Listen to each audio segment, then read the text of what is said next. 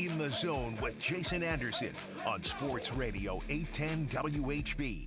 Adam, your night with Beards and Briscoe, if you won the prize that the three of you just get to hang out and do what? Wow. Yeah, so many possibilities.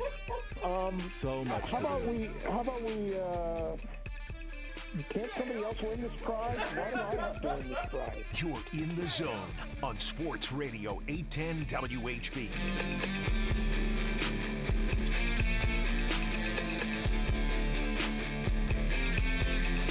All right, a Thursday edition of The Zone right here on Sports Radio 810 WHB. Jason Anderson with you, Josh Briscoe, Dylan Michaels. We head up until 2 o'clock. The next 4 hours, we've got you a lot of stuff to get into and talk about today. Some NBA, some Major League Baseball, some NFL, some different things to talk about, some trades, etc. We will talk with Matt Lane coming up at 11 o'clock from KC Sports Network, kcsn.substack.com. We'll talk about the Kansas City Chiefs with Matt Lane, one of the hosts of the KC Laboratory podcast. We'll get into some of the different storylines right now. Joel Corey at CBS Sports wrote about Chris Jones this morning and what a potential extension for Chris Jones would look like, how it would match up with Aaron Donald, the wait for Quinnen Williams, what Jeffrey Simmons' contract, how all of that stuff connects to the Chiefs, what the salary cap situation is for the Chiefs, what a franchise tag for Chris Jones if he played out the remainder of his contract and then got franchised next year, what the implications of that would be. A lot of stuff covered from Joel Corey. I thought it was interesting. We'll talk with Matt Lane about some of those things and some others. He wrote about some wide receivers, some pattern concepts at KC Sports Network. One of the things I like about what they do over the summer is while they cover the team during the season, and there's a lot of opinion on what's going on game by game and storyline by storyline, in the offseason they have deeper dives in sort of educational pieces, if you want to call it that, of, Craig Stout's Andy Heck series that he has and all the different techniques that he's teaching and how the Chiefs go about their blocking scheme, and Matt Lane talking about route concepts and things like that. Just a deeper dive on the real football dorks out there, which is, most of us. And what the Chiefs are doing and how they're doing it and how they're coaching. And that's always fun. And so we'll talk with Matt Lane coming up at 11 o'clock. Jeff Montgomery, he's presented by First Federal Bank of Kansas City. He'll join us at noon. He is in Tampa, was not in Detroit, got a few days off because who wants to be in Detroit? So I don't know, was he in Tampa the last couple of days? That'd be great. Just getting a series off and maybe golfing around Tampa. Ain't nothing wrong with that. But he is there with the series, this 4-game series, wrapping up the road trip for the Royals starting today on into the weekend before returning home to face off against the Guardians and then the Dodgers. So the schedule lightening up for the Royals finally. Better days are coming. Little Rays, Guardians, Dodgers action. Oh, that'll be good. That'll be fun. You know what? Here's the thing. While the Dodgers are in town, before they leave, they can just take Chapman and Barlow with them. Yeah. They've got one of the worst bullpens in all of baseball and one of the best, if not the best, farm systems in all of baseball. This seems like a match made in heaven. That is an arranged marriage if I've ever heard of an arranged marriage before. And then you save that money on the extra flight because they're just hopping on the team plane, and then maybe the Dodgers just kick the Royals a little bit of cash. Maybe you see Barlow pitch for the Royals on a Thursday and pitch for the Dodgers on like a Friday or something like that, huh? That would be pretty cool. Maybe you really get one of those moments, one of those tear jerkers where he gets the call, maybe in game he just jogs from one bullpen to the other. Waving to the crowd. I always forget the player that was traded in the middle of a doubleheader to the other team they were playing. Yeah, that's what I was thinking. I always forget that guy. But I don't know if they get a rain out and then a doubleheader. Maybe that's the case with he and Chapman. Chapman he certainly over his last 15 outings he would be used to walking from one clubhouse to the other. He's got experience in doing that the last 15 outings or so. But anyway, we'll talk with Jeff Montgomery, who is in Tampa, and an interesting, not much that's always really interesting about the Royals right now, but today's interesting for me. Jose Cuas is the opener. We had the few outings where it was Carlos Hernandez as the opener, followed by Mike Myers as the longer relief guy. And Mike Myers DFA'd. Today they're going Jose Cuas with the opener and then Austin Cox with a longer relief. So, I'm ready to see if Austin Cox can be a starter, can pitch a little bit longer, throw 2-3 innings. He's been awesome so far in his total of just under 9 innings. No hits, 3 walks, lots of strikeouts. He's been really, really good. So I'm hoping he can back that up. Oh, the test is there against one of the best offenses in baseball. If you do it today, if you do it tonight, Austin, you got something. You got something going on. Would you like a piece of baseball history from just over 100 years ago? Is it about the Louisville Colonels? It does not involve anything Louisville related. I didn't know if that was because the Cincinnati Reds are the first team to lose 100 games the year before and then win 10 or more the next year since the 1890 Louisville Colonels. I didn't even know there was a baseball team there. That's all new to me, too. Yeah. Anyway, go ahead. As is this, on the afternoon of May 30th, 1922, the Cardinals and Cubs squared off in Game 1 of a Memorial Day doubleheader at Cubs Park, become Wrigley Field 5 years later. Just a little calibration for how long ago this was. Yeah. Center fielder Cleve Heathcote batted 7th for St. Louis and finished 0 for 4, while Chicago right fielder Max Flack drove in a run as part of a 4-1 Cubs win. A few hours later, it was time for the nightcap. Batting 5th and playing right field for the Cubs, Cliff Heathcote. And leading off for the Cardinals, none other than Max Flack. That's great. Little doubleheader swap there. Yes. Let's get experimental. Maybe the Dodgers call up one of those guys. You can have that moment. You know what? Or just take them. I got it figured out. Chapman and Barlow go to the other clubhouse. Bobby Miller just heads over to the Royals. Who says no? I don't know who, maybe Bobby Miller, but who would say no to that? I have no clue. Does he have a no trade clause? He's not a 10-5 guy. Then I don't care. He's had like 10 starts. Yeah. In less than 5 months. He lives here now. He'll be in town. Come on. Just get a little Bobby Miller in your Bring life. your stuff with you, Bobby. That's fine. See how quickly the Royals can turn him into an average pitcher. Hey, while the Dodgers are in town, maybe the Royals can get some tips on how the Dodgers develop pitchers and how the Dodgers have the farm system they have while never picking in the top 10. I'm starting to wonder if level of pick doesn't always equate to level of pro player. Nope. Direct correlation. I'm not sure direct it is. Correlation, just like the NBA draft. It's a direct correlation between top pick. There are no MVPs that have been drafted outside of the top 10, maybe ever. Certainly no recent MVPs that have ever been drafted out of the top 10. Not that I can think of. Certainly not champions. No. There's no freaks or jokers or anything. Those guys, if you're a freak and you are out there just joking around and toying with other people like they're little kids, you're probably the first or second pick in the draft more than likely. And if you're not, you're probably working at Taco Bell. Or at least you have something to do with the quesarito. Right. Or you have, what was it Fran Fraschilla that said about Giannis? He's 2 years away from being a year away. I think that's right. Look, we can't get them all right. We had fun yesterday with people that were talking about their memories of being very wrong about Patrick Mahomes in the draft, and one of them saying, I called it the next Todd Blackledge. And his friends keep throwing that back in his face. We're going to throw that back in his face now for the rest of natural time. As is deserved. We should. Hey, remember that texter that said that Mahomes was the next Todd Blackledge? I hope his friend sent him that video again today. God, why would you still be friends with him? Don't just send him a video of you breaking up with that friend. That's the video you should be sending him. We're no longer friends. It's like, you get Bruce Buffer to send the cameo to the boyfriend of the girl that wanted to break up with her boyfriend, and Bruce Buffer rocked the cameo for. It's time for Kaylee to move on. You can do that. Isn't that the plot, more or less, of the Banshees of Inisherin? Came out recently. I think it's kind of about a friend breaking up. I'll take your word for it. I have no idea what the words you just talked about are. The Blackledge of Inisherin. The Banshees of Inisherin. I've never heard those words put together in that order before, so I have no idea. I think it won some awards. I haven't seen it. No clue whatsoever. Sports or Leisure coming up today. We'll have some NBA draft questions, some local NBA draft questions to go along with Sports or Leisure today. NBA draft coming up tonight right here on Sports Radio 810 WHB starting at 6 o'clock. It looks like we will have one definite local player taken in the first round, more than likely lottery pick. Sort of an outside shot of being a top 10 pick for Grady Dick. So tonight we'll get Dick and Cox going at the same time. Grady Dick being drafted while Austin Cox is pitching. So we've got that going for us, which is great. Looks like typically Grady Dick to Orlando is what the majority has. John Hollinger at The Athletic has him going 14th to New Orleans. Jarrett Sutton's like, yes, that's what I'm talking about. Come on. Zach Harper at The Athletic has him going 16 to Utah,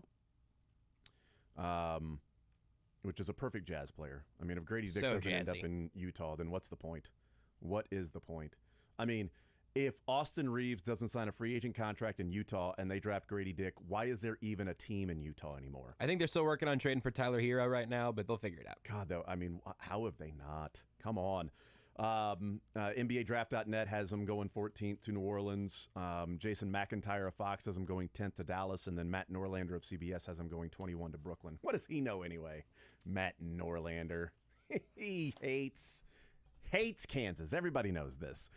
So that's interesting. That is 5 spots lower than what would have been the lowest, and 10 spots lower than what is 1, 2, 3, 4, 5 of the 9 that we have here that you put together here, Josh, and I appreciate that. I wanted to get the exact phrasing that Matt used in his Grady Dick write-up because, I mean, it'll make sense momentarily. Hold on. Okay. No, this is on another one now. I wonder if he's got a newer one that he's backed off. As in the last hour? As in nope, here we go. Okay. No, here it is again. Nope, he hasn't fixed it yet. There are too many mock drafts on this page. Here's how he opens the summary of Grady Dick going 21 to Brooklyn. Acknowledging right off the jump that I'm fading Dick in a contrarian way, partly because I think he's got a chance to make an NBA paycheck for a while as a spot-up shooter, but how else will his talents be deployed? I mostly want to read the first part. Yeah, no, I appreciate that. So he's got him going 21 to Brooklyn. So there should be a lottery pick tonight. It seems very likely. Yes. I don't know what the DraftKings odds would be for Grady Dick and going in the lottery tonight, but and we'll find out. I know this. Victor Wembanyama, 20,000. Minus 20,000. You got to bet $20,000 to win 100. I probably won't do that personally. I saw a bet slip that was posted yesterday of somebody that placed $60,000 to win 300. At that point, what's the point? What's the point, man? If you've got $60,000 to bet, who cares about $300? I don't understand. Unless you have $60,000 and you're 60,300 away from getting whatever you need. And you're like, here it is. This is an easy $300. Here's the best way for me to make $300 to put up 60 G's. On DraftKings for Grady Dick, the over/under is at 10.5, but it's minus 245 to be over. Okay, so and plus 320 to be a top 10 pick, essentially. So most everybody has him going a little bit out. But if he's going 11th, I mean, that's right on the cusp. There's one team falling in love. And Dallas is there at 10. There were a couple of mocks that did have him going 10 to Dallas, but it's almost everything. It's been Orlando or just after. Yep. But you're right. It's not bad value at all if you think we're in smokescreen season. For today. Yeah, just in terms of, if maybe Grady Dick locked to go top 11, top 10. Well, plus 320. That's not a bad $5 probably. The other players that'll be hopefully hearing their name tonight, I think 3 that should be hearing their name tonight, and one of them that would maybe be a long shot. Jalen Wilson at KU, Kobe Brown, Mizzou, Keontae Johnson, K-State, probably not Marquise Noel for K-State. The odds for being a first-round draft pick, the best odds of those 3 is Kobe Brown, and Kobe Brown is plus 800 to be a first-round draft pick. Jalen Wilson plus 1,200. Keontae Johnson plus 2,500. So 25 to 1, 8 to 1 Kobe Brown, 12 to 1 Jalen Wilson, and 25 to 1 Keontae Johnson. Almost said Jalen Watson. I'm so much in Chiefs talk. Jalen Watson is not going in the first round tonight. I can promise you that. Unlikely. Probably 7th round. I think he's more of a 7th rounder. But man, what a value. It would be great. Jake Weingarten of StockRisers.com just this morning tweeted about a couple of guys he's hearing that are potential board jumpers. Okay. One of them being Kobe Brown. So saying they've done well in the pre-draft process. And so that does seem like a potential decent shot there for Kobe Brown to end up scratching right around the bottom of the first. I've wondered about, Kobe Brown when, he put his name in the draft. I didn't expect him to come back. I didn't think he should come back unless the money was ridiculous. And he's not Hunter Dickinson. Hunter Dickinson means a lot to a ton of different teams that were trying to land him and means a lot to KU. And if the number started at $500,000 for Hunter Dickinson, and he's on record as saying if it was all about the money and the bottom line, I wouldn't be at Kansas. So Kansas apparently was not the highest bidder for Hunter Dickinson, but the feeling was that, he made less than 100 at Michigan. We know that. But it started around $500,000 for Hunter Dickinson for the year. I don't know what it ended up being for him, but it was around that of what it felt like it was going to take for Kobe Brown to return to Mizzou. And that is including feeling like he wasn't going to get a guaranteed contract even if he was in the second round. It used to be first rounders only got guaranteed deals. That was what it was. If you're going to be lottery pick, you go. If you're going to be in the first round, we'll see, but can you return and then become a lottery pick? Then it's, if you're a first rounder, you go, that's a guaranteed deal. Now it's, if you're top 40, 45, you're probably getting a guaranteed contract. So, especially without NIL, that used to be sort of the case. NIL, has more people returning, but when Kobe Brown put his name in the draft, I'm like, what he did for Mizzou and being a guy who played center, played forward, guarded different positions, knocked down threes, was able to go one-on-one in the paint against big men, was able to drive against smaller guys. Like, he looked like when he was on the floor, he looked different than a lot of other players did on the floor. Not a top 10, top 15, top 20, like, okay, this guy just stands out. He's got all the measurables and everything.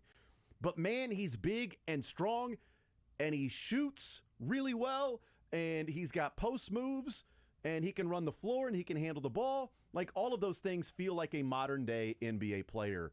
And so when people were talking about, maybe late second rounder, I'm like, man, wait till he gets to the combine and gets into some of the workouts, and I think maybe gets a more of a longer look. Because draft season in the NFL, we see it all the time. This guy's definitely a top 10 pick, and then he goes in the third round. Yep.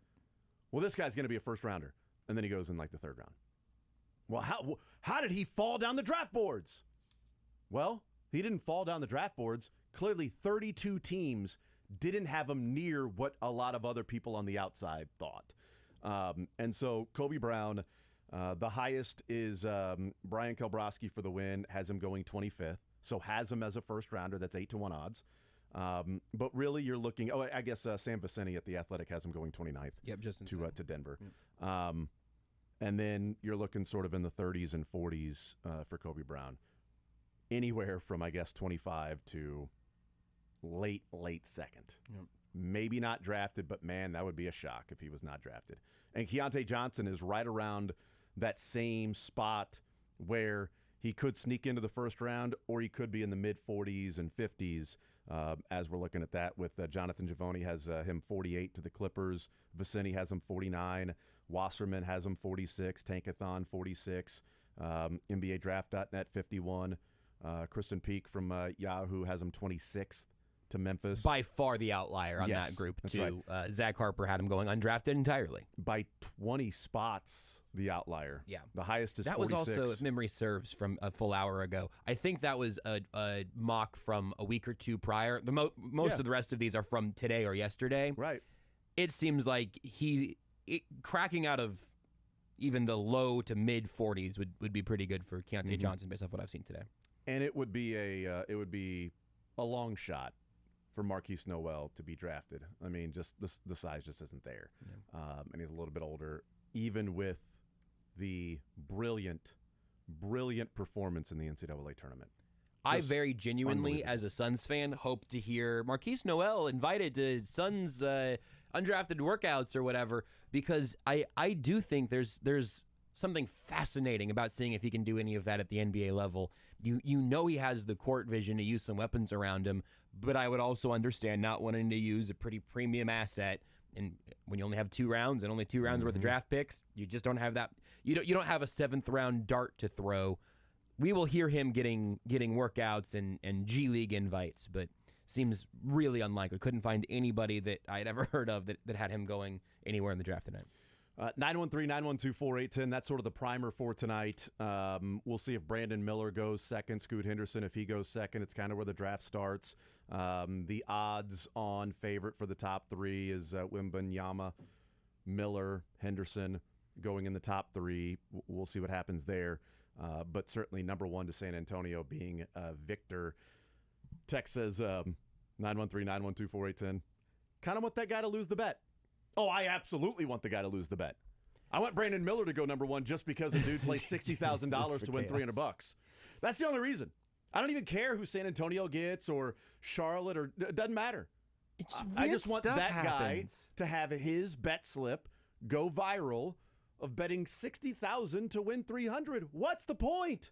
It feels like there's just some like absolutely unforeseeable reality where like the Spurs technically trade back to 2, but Charlotte moves up to 1 and takes Brandon for just some like little loophole nonsense. The draft just does that sometimes. That is not a good use of your $60,000. You can turn that into $300 really easy. There's some other way you could do it, I'm sure. Yeah, it's just a bad way to live. I don't like that. So I'm going to put in... It also has been a tiny bit of movement on number 2, moving a little toward Scoot and a little away from Brandon Miller, it looks like. But real early, just, I'm plugged into the zeitgeist now. Do I bet $100 on Wembanyama to go first to win 50 cents? Yes. I really do need a couple quarters. That can of pop there is really calling my name. I'll get it tomorrow. It only takes bills, so you're going to have to get to a full dollar's worth. So you bet $200. To get $1. $200, we can get you a Coke out of a machine. How much can I bet? How much can I get if I just only bet those 50 cents? Because that's all I'm willing to risk. Why would you bet 50 I'm gonna see. cents? I'm gonna see what I'm gonna hold on. I'm about to bet on Wemby to be the number 1 pick. I'm gonna go ahead and do it. I'm gonna come up with a real. What are you gonna bet? I can bet 50 cents to win nothing. To win 50 cents. Yeah, just put it. The payout is just 50 cents. I can bet $1 to win $1, $5 to win $5.02. All right, Okay, guys, so I'm there gonna you go. do it. I think I'm gonna do it. What if I just do 4? I can win 4. Well, I can win 2 cents on $4 also. Oh wow. 1 cent on 3. I'm gonna go ahead and round up. I'm gonna go ahead and go $4. You cash a ticket. Cash a ticket tonight, man. Let me see what the if I have a cash out option yet. Did you already place the bet? I just did. And then the cash out option is All right, there. cash out's not there, but I've got $4 down on Wemby to go number 1, and if I win, I'm winning 2 cents. Got to get some green. Got to get that winning ticket. All right, we'll take a timeout on this text, 913-912-4810. Text says, is there going to be a lady that measures each player before they walk on stage to make sure they're not too tall? Bet the little K lady would love that job. You're in the zone with Jason Anderson on Sports Radio 810 WHB. When you're looking for tickets to your next event, be sure to check out your hometown team at Tickets for Less. Whether you like to shop online...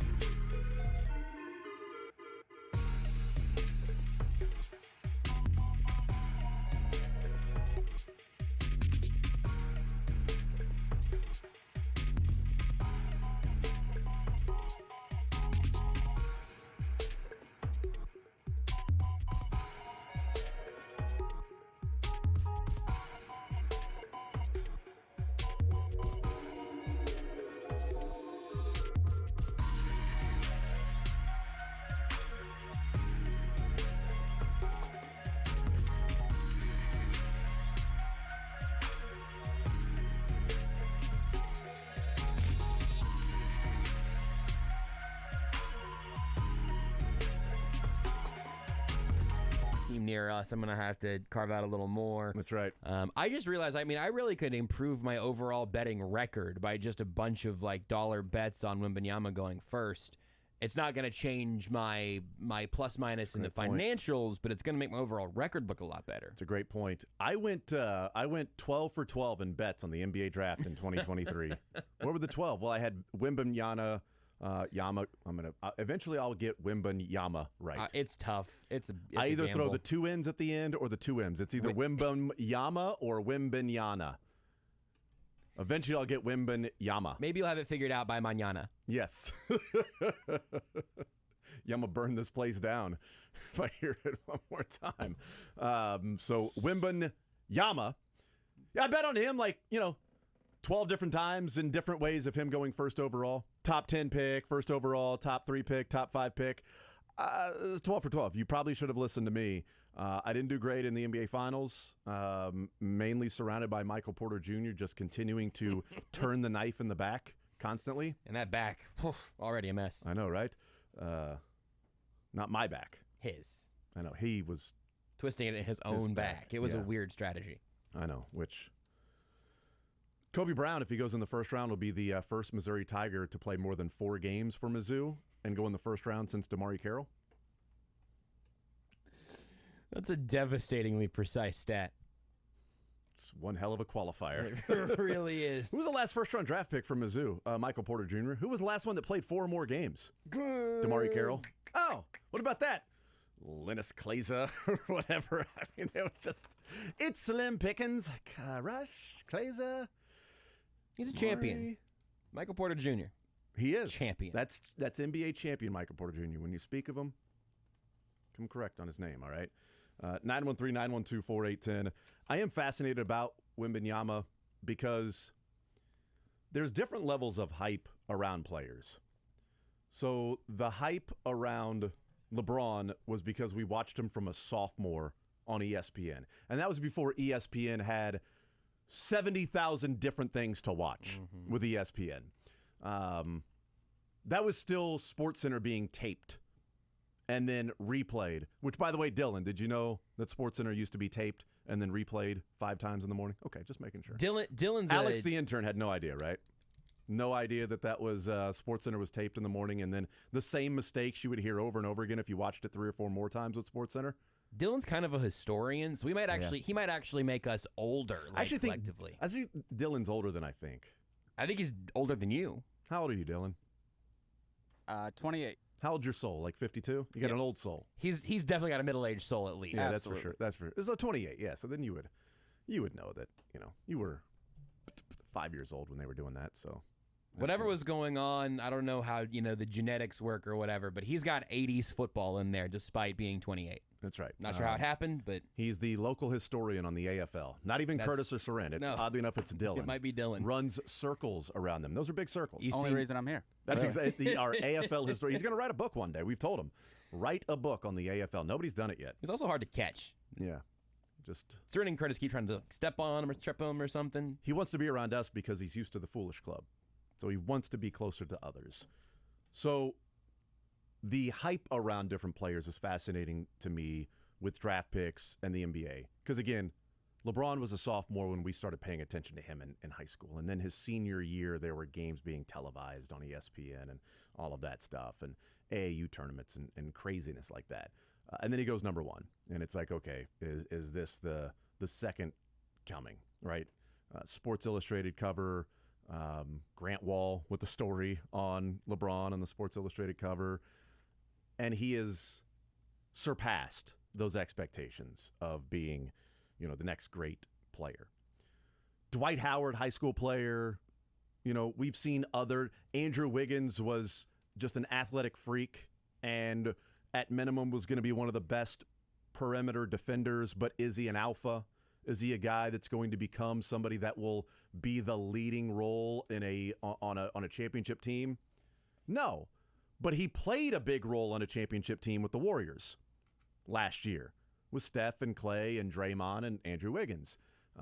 So he was a part of that. And then there's been other players along the way with hype This is fascinating because it's one of the most hyped first-round draft picks. Excuse me. One of the most hyped number 1 overall picks that not a lot of people actually know anything about, other than highlights. I think that the mystery of it is absolutely adding to it, because that, even going back to LeBron, obviously he was playing in Ohio, but it was high school, and so you didn't get hit with a full year of him in college hyping up that particular hype train. Like Zion was very hyped out of Duke, but we all had seen him play. We had all seen his shoe explode, and we had some projection of what he could be if he was healthy and responsible. And those things haven't necessarily happened. But I absolutely think that's part of it for Wemby. It's that I like calling him Wemby. That's better. It's a lot easier. Big Vic also out there. We'll figure it out. But the mystery of Wembanyama Thank God his is part last of name isn't. Thank God he's not brothers with Grady Dick. Oh man, it would be tough. Yeah, but like Paulo Banchero, he's a good player. He's Patrick Mahomes to some people when it comes to the races in Miami, and he was really good this year. Cade Cunningham, really good player. Anthony Edwards, huh? Didn't have that hype. He's outgrown what his hype was. He right. overachieved. Yes, because he was at Georgia. I mean, people saw as much of Anthony Edwards as they did Wemby. Mm-hmm. I mean, honestly. He played in Georgia, the country. Yeah. Oh, no, well, that's not true. Like the last, huge star, you got the number 1 pick, you have just set your franchise up for years and years and years, was Zion. Mm-hmm. And it was only a few years ago, so it's not like the last one to do that was, Missouri first rounder before Michael Porter Jr. It was DeMarre Carroll. Like, there's been those players. It's Zion. And before that was Ben Simmons, just a few years before that, right? Because DeAndre Ayton, no, it's fine. It's was not viewed as like he is going to change the Phoenix Suns forever. And he didn't. Markelle Fultz is still one that's talked about because, again, I think the tanking in the process in Philadelphia, there's difference between strategy and execution. Mm-hmm. I liked the plan and the strategy. The execution was not great when you had the number 1 overall pick and you took Markelle Fultz. Didn't work out. And the year before that, you had the number 1 overall pick and you took Ben Simmons. Didn't really work out. You got one right with Joel Embiid. And you still were able to build a team around guys and be the number 1 seed in the Eastern Conference. But like Ben Simmons. And that was a weird one. He was on a bad team. Yeah. Like an objectively bad college team. Yes. And had he stayed in, Ben Simmons would have been close and probably would be closer to this if he didn't come to the States to play at LSU. Yeah, I think you're right. If he stayed in Australia and played there professionally like his dad and then was drafted number 1. And it was, well, here's what he looks like in the Australia. This guy's LeBron. Mm-hmm. All right. This guy has it all. He's rebounding, he's assisting, he controls the ball. Somehow he could shoot. Not sure how that happened. Miracles, I guess. Maybe he was shooting with the other hand. But it's like the highlights that would be there of how many people are watching Australia's games. And then you watch him at LSU, really good player. Mm-hmm. It's like, yeah, you can see how good this guy can be. But there was also the feel of him not really wanting to be there, of him sort of going through the motions. And that was blamed on LSU. And that was blamed on college, and he wasn't motivated, and he was better than everybody else. And does he really want to go and play after the season's over in the NIT or whatever it was? And or does he just want to get his NBA career started? He just wants to get his NBA career started. It all makes sense. I mean, how many people are going to be that motivated? You can't get paid in college. Oh, wait, he's at LSU. He got plenty of money when he was at college. It was a strong-ass offer there at LSU. There were a lot of excuses of his sort of mentality in college. And that followed him in the NBA. Mm-hmm. And he never overcame that. Towns, I don't remember having all the crazy hype around him. We talked about Wiggins. Anthony Davis was a guy that was like, okay, he grew 8 inches his senior year in high school, and he went from being a guard to a center, and now he's 7 foot and blocking shots, and he was the best player on the floor in the national championship, Final Four, and he scored 10 points. Now imagine when he gets to the NBA and starts shooting and knocking down threes and developing an offensive game and grows into his body, this guy's going to be an MVP. Kyrie didn't really play. I mean, John Wall? John Wall's kind of Derrick interesting. Rose? I was looking at Blake Griffin in that 2009 draft because Blake Griffin, to my relatively faint memory, had star power at Oklahoma, but then you had James Harden go 3 and Steph Curry go 7, and that's just kind of a funny little addition to the rest of the story. But I certainly don't think any of these guys have reached the levels of hype that have been associated with LeBron all the way to Wembanyama right now. And interesting you said Blake Griffin, because if you look at rookie stats, and we talked about what Paolo Banchero did this year, 20 points, 7 rebounds over the course of the season. Zion averaged 22.5 with 6 rebounds in his rookie year. Blake Griffin was 23 and 12 in his rookie year, his stats. Like, he came into the league and he was a star. And did he go dunk contest right away? It's a great question. Which is also, I'm wondering if that's coloring my perception from pre-draft, that he became a star very quickly, it felt like. Yeah. But I remember, like, Paolo Banchero this year was like, hey, rookie to score 20 points per game. And, number 1 overall pick. We saw Zion do that, and that career has not gone the way that Pelicans fans were hoping that it would be. There's been a lot of stuff going on with Zion and things off the court, wondering about injuries, and is he wanting to play? Could he have played? But this is so fascinating, this draft, because there's such an unknown, yet the hype is so out of this world for Wembanyama. Nailed it. For Big Vic, for Wemby. And the expectation is that this guy's going to go and completely change San Antonio's franchise. And they are going to be catapulted to the top of the West again, or at least close to the top of the West, because you add this guy in. And I just don't know, and I have real doubts about what he looks like with grown-ass men that are 26, 27, 28, that've got 40, 50 pounds of muscle on them when he's trying to drive to the lane, and they're just simply riding him towards the lane and sort of slowly gliding him outside of his comfort zone to get in and take the shot. He can dribble the ball down the floor, which is fine. He can do those things, but he's not going to be a point guard because he's 7'5" and the ball bounces really high. Yeah, it does. Okay? He bounces it on the head of some of the point guards there. Okay? Like, you're not going to be a guy that's just out there dribbling. If a guard comes, he's going to take the ball. So I'm really curious about what his game will be in the NBA. Is he going to be a spot-up shooter? Do people really believe he's going to be the next Kevin Durant? Or is he going to be some sort of a hybrid of a Durant, a Jokic, a LeBron, a Porzingis type that just does a little bit of everything and stat stuffer and is such a defensive issue and a mismatch that everybody around him becomes so much better because he can do so many different things? Like, what's his role going to be, and is he truly going to be a star among stars that the hype has built up to? I think one thing that'll help him early is that defensively he's going to be such a pest. Not even like that he's going to body up Jokic or Embiid or the really big and some of the thicker dudes in the league, but just imagine him from the weak side. Just let me just take that. You've got a clean shot over there. Well, guess what? My arms are 97 feet long, and I'm going to go ahead and just sneak around. You're not even going to know that I have turned around from behind you, and I will go ahead and pluck this ball out before it ever leaves your hand. He is going to be such a menace. Just to not that he's going to be a dominant defender right away, but I think so many of his physical skills are going to make it easier for him to not look out of sorts right away, which I think might. And I know how we work, so might give him the time to actually develop into the full-on player that he could become without him looking like a bust in 1 or 2 years into that, because it will be a process. But I think that he's going to have, literally and metaphorically, such a high ceiling that it's going to be very difficult for him not to make a positive impact as long as he's healthy and on the floor. He's 7'5". This guy last year was 7'1". But if Wembanyama played at Gonzaga for a year, is he closer to Chet Holmgren than the next amazing star that is going to take over the NBA? I think it's a very interesting question. I think that he would still be seen in higher regard. Yes. Literally. But 4 inches. But I don't think it's a bad question. I think the mystery adds to it. We'll take a timeout. We'll come back. More Zone next.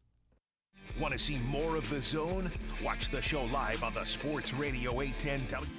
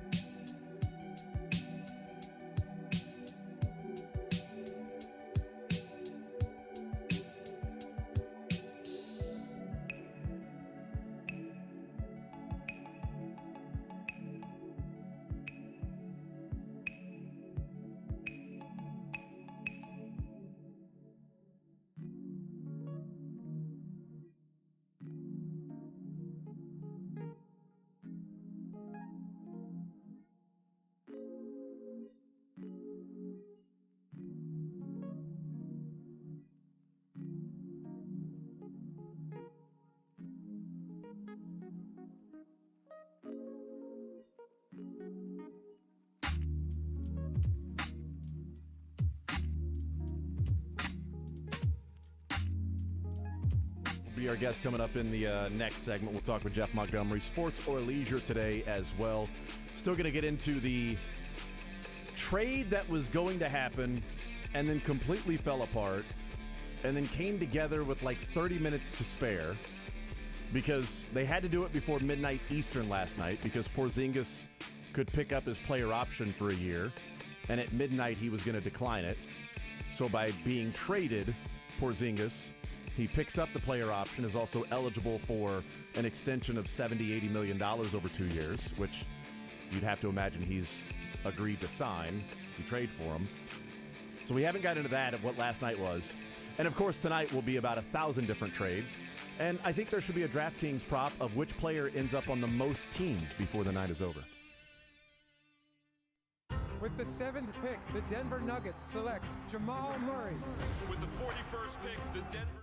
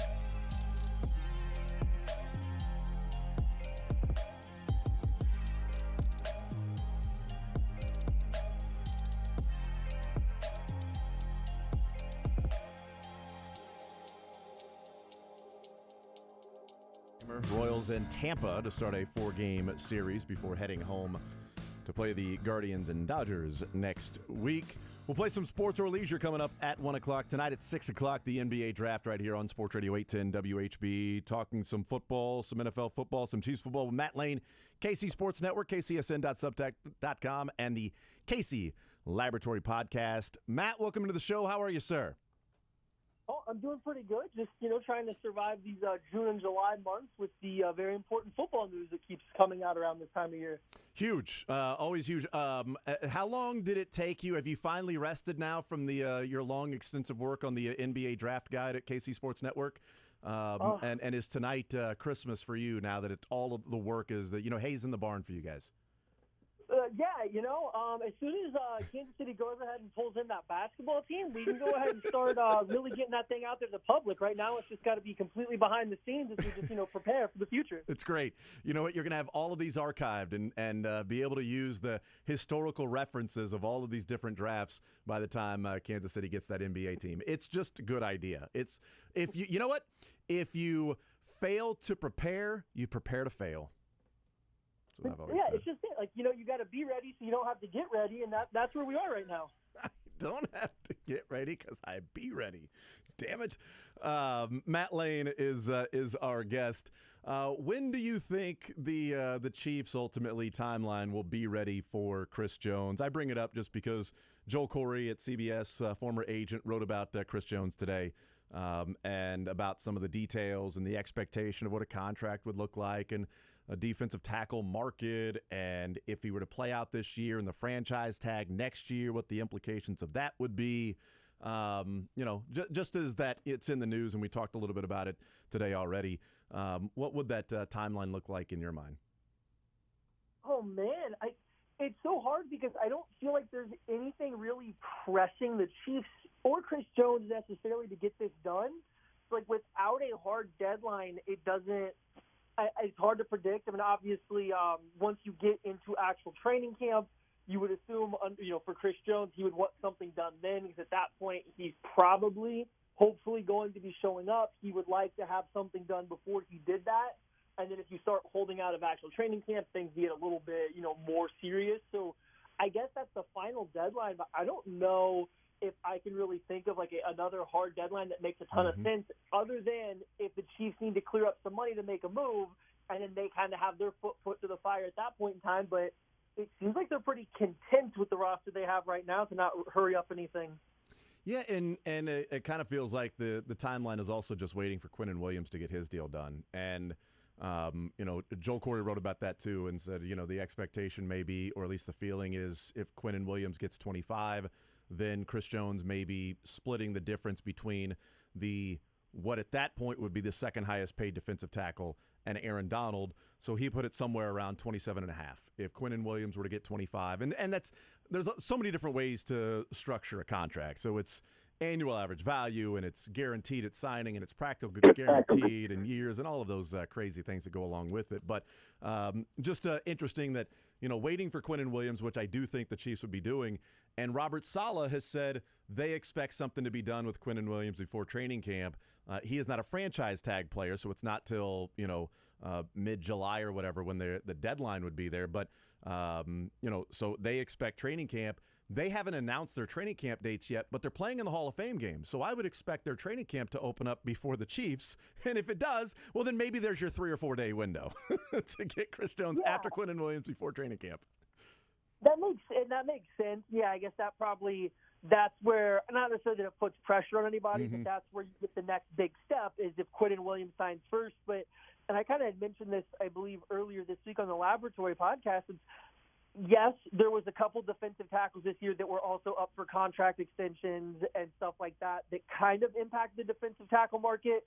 But at the same time, Chris Jones is clearly the second best defensive tackle in the NFL. So I don't know how much these other defensive tackle contracts are really having an impact on that. Like, there wasn't a lot of connection between Daron Payne's contract and what Chris Jones is going to get, or Lawrence and what Chris Jones is going to get. So I think Quinnen Williams signing for whatever it ends up being maybe pushes them forward to getting this deal done. I just don't know how much impact it'll have because Chris Jones is still clearly kind of that step ahead. The only thing that can hurt the Chiefs is if Quinnen Williams gets $26, $27 million, because you know you have to pay Jones more. So I don't know how much they'll be related. I am interested to see which one gets done first and how that does, I guess, have an impact on the other. I can't. I mean, that would be crazy if Jeffrey Simmons is at 23.5 and Quinnen Williams wants 26 or 27. Like even 25 feels like it's a decent step up from where right now the second highest paid defensive tackle in Jeffrey Simmons is sitting 20. Quinnen Williams ain't that much better than Jeffrey Simmons to think he should get 25 when Simmons is getting 23.5. So, but yes, that to me is where the defensive tackle market has benefited the Chiefs, because you're not seeing Simmons at 26 and waiting for Quinnen Williams to get 27 or 28. And okay, now you're going to maybe try to split the difference between Aaron Donald and Chris Jones. And now you're looking at 29.5 or 30 or some crazy guaranteed dollars that are out there by a team that just says, bleep it, we don't care if we mess up the market. This is what we're going to give our particular player. And that was kind of like Aaron Donald. And I do wonder how much is, brought into when Chris Jones and his agent sit back and they look realistically and they say, yeah, the difference between Aaron Donald and what's going on now is the Rams paid a please don't retire premium for Aaron Donald. Like they increased the money to say, because he was going to retire. And they're like, all right, we're going to go over at well above what we should, come back and continue to play. It's going to be well worth their while. And I don't know how much agents will really care. It's just like, no, that's what he got paid. It's like, yeah, to not retire. Yeah, and there's some void years, I believe, in Aaron Donald's contract, which is something, the Chiefs won't do with Chris Jones. And a lot of teams, honestly, aren't going to go void years on a contract that expensive. So that, I guess that could be the Chiefs thing, is they're waiting to see how much of an outlier Aaron Donald's contract is. But again, at the end of the day, Chris Jones, from his perspective, should only be trying to compare himself to Aaron Donald. Yeah. So I don't, whether it's an outlier or not, there's nobody else, I think, to really realistically bring Jones' market value down at all. And I will say, I agree with you that Simmons is very good, and so is Quinnen Williams. Like, they maybe shouldn't be that big of a difference. But I think when we start looking at these guys and what they're making, it's just like with defensive ends, right? It's all about the sack production. Yeah. And the three best defensive tackles in terms of rushing the passer are Donald, Chris Jones, and then Quinnen Williams. Yeah. So, like, if those guys do make more, even overall, if the play is pretty similar, but if they're getting that sack production, it makes sense that they'll get more. So that's kind of why I do see a path to Williams getting that 25, maybe more. 12 sacks for a defensive tackle is a good number that he had last year. Matt Lane is our guest, KC Sports Network, kcsn.substack.com, and the KC Laboratory Podcast. Okay, I love the series that you guys do during the summer. There's so many different things to talk about with the Chiefs during the season and covering them week by week and storylines and things like that. But during the summer, you guys do deeper dives in some of these things. And a week ago, you wrote about the double post and the passing concepts with the Chiefs. And part of that was sort of discussing, the two deep. And there was a time where that was viewed as the kryptonite for the Chiefs and the two deep safeties and the shell, and Chiefs couldn't beat it. And Mahomes, for whatever reason, couldn't figure it out or couldn't get out of his own way and wanting to go deep and not really go through the progressions. And since the second half of 2021, he has just destroyed two deep coverage. Is the double post, is part of it what you're talking about?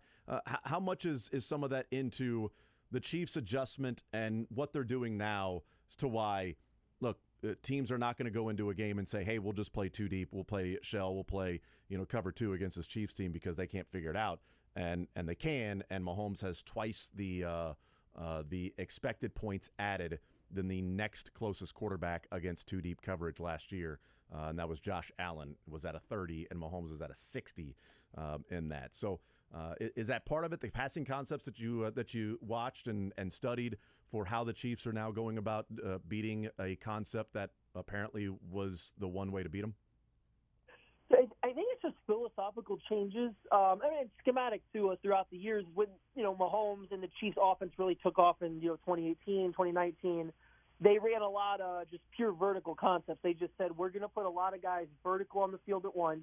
You're not going to be able to stop 4 or 5 vertical routes with only 3 deep defenders. And then that worked. And then teams kind of realized, okay, they can't play this cover 3 that had taken over the NFL because of Seattle's success against the Chiefs. Yeah. And all of a sudden you had this small glimpse of, okay, if we play two high safeties and then also have our outside corners working deep. So essentially they're just playing, versions of quarters coverage And they kind of were able to take away the Chiefs' deep passing game, and it took the Chiefs a year or two to get away from trying to press the ball downfield and really start to utilize these other concepts and work underneath and kind of get back to, I don't want to say a West Coast offense, but more principles that Andy Reid used to use in his pure West Coast offense.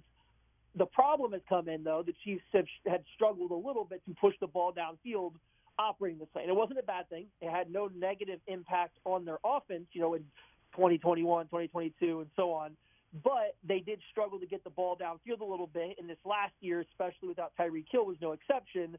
So what I did notice going back through is they've done a few things with different passing concepts to find a way to attack these two high safety coverages, to attack this quarter's coverage by just getting multiple deep routes that aren't necessarily go routes or 9 routes vertically, but rather crossing the field. And they've been able to manipulate these two high coverages a little bit better as they've gotten more comfortable seeing it. And honestly, what you're going to see next is teams getting back away from that again, and I think playing other variations of coverages or just mixing it up more because, well, like you said, the Chiefs became really good against it this past season, and a lot of it's throwing it short to intermediate, but then they did start to figure out ways to push the ball vertically with some concepts like the double post or some deep flood concepts that I wrote about this week on the Substack. Yeah, that was going to be part of my next question, and it's an interesting transition of, so if teams adjusted to Patrick Mahomes and the offense and Andy Reid going deep and hitting them over the top and those big plays, and they said, look, we're not going to let that happen, force everything underneath, and if it's a 12-play drive, there can be a penalty, there can be a turnover, there can be a 3rd and 3 that just happens to be an incomplete, we get off the field, as opposed to a 2-play drive and a 75-yard pass, and we're done. So we're going to eliminate that part of it and take our chances to have less drives that take longer to score. And so I wonder if the Chiefs now adjusting to that and being so efficient offensively, as you mentioned, is the next adjustment to say, well, now we don't trust without Mecole Hardman and Tyreek Hill that you actually have somebody to beat us over the top. You went Rashee Rice in the first round. Marquez Valdes-Scantling is on the team, and certainly he's somebody that could do that, but he ain't Tyreek.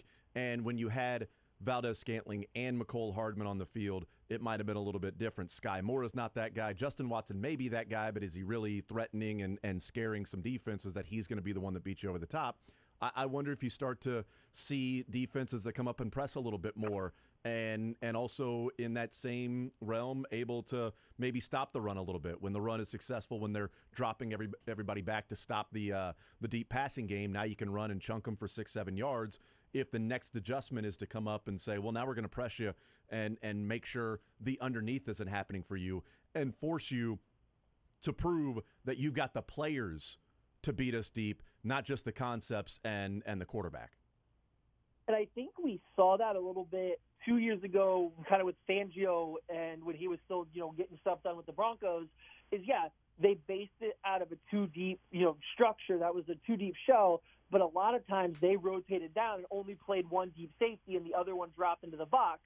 But it started out too deep, and I think that kind of post-snap adjustment was something that I don't want to say the safety shifting down is what gave the Chiefs trouble, but it doesn't look good pre-snap to run vertical into two safeties, especially when both cornerbacks are going to play vertical. The Chiefs would adjust to this short passing game, the short intermediate ball control passing game that they were working on, but the Broncos were flooding the underneath zones with an extra body and stuff like that. So I do think we've already seen defenses do that. Like, it's a big talking point to talk about teams playing too high, keeping everything in front of them against the Chiefs, and it happens.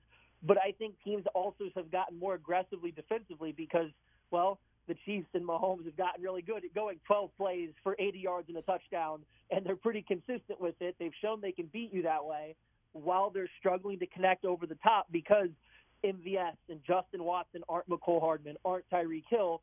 Maybe you dare the Chiefs to take these lower percentage deep throws on these go routes, especially towards the boundary, something that Mahomes hasn't been great at throwing, except for to Tyreek Hill, and even then it was still hit or miss a little bit.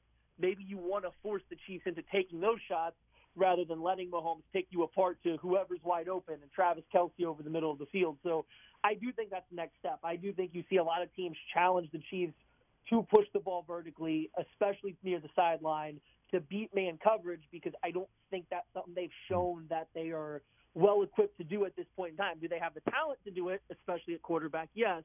but we haven't seen them execute that in a couple of years now. Yeah, do they have the talent to do it as a wide receiver? Would be my question. They take Rashee Rice, and he's a guy that will go up and make the catch more times than not because he's just that gifted and those acrobatic catches to bring him down. That if you were to say, all right, back shoulder, or I've got Rice down there, 20 yards, I'm going to throw it on the sideline. He's got one-on-one against a guy who's smaller, shorter. I'm going to expect him to go up and make the play, and I think he can.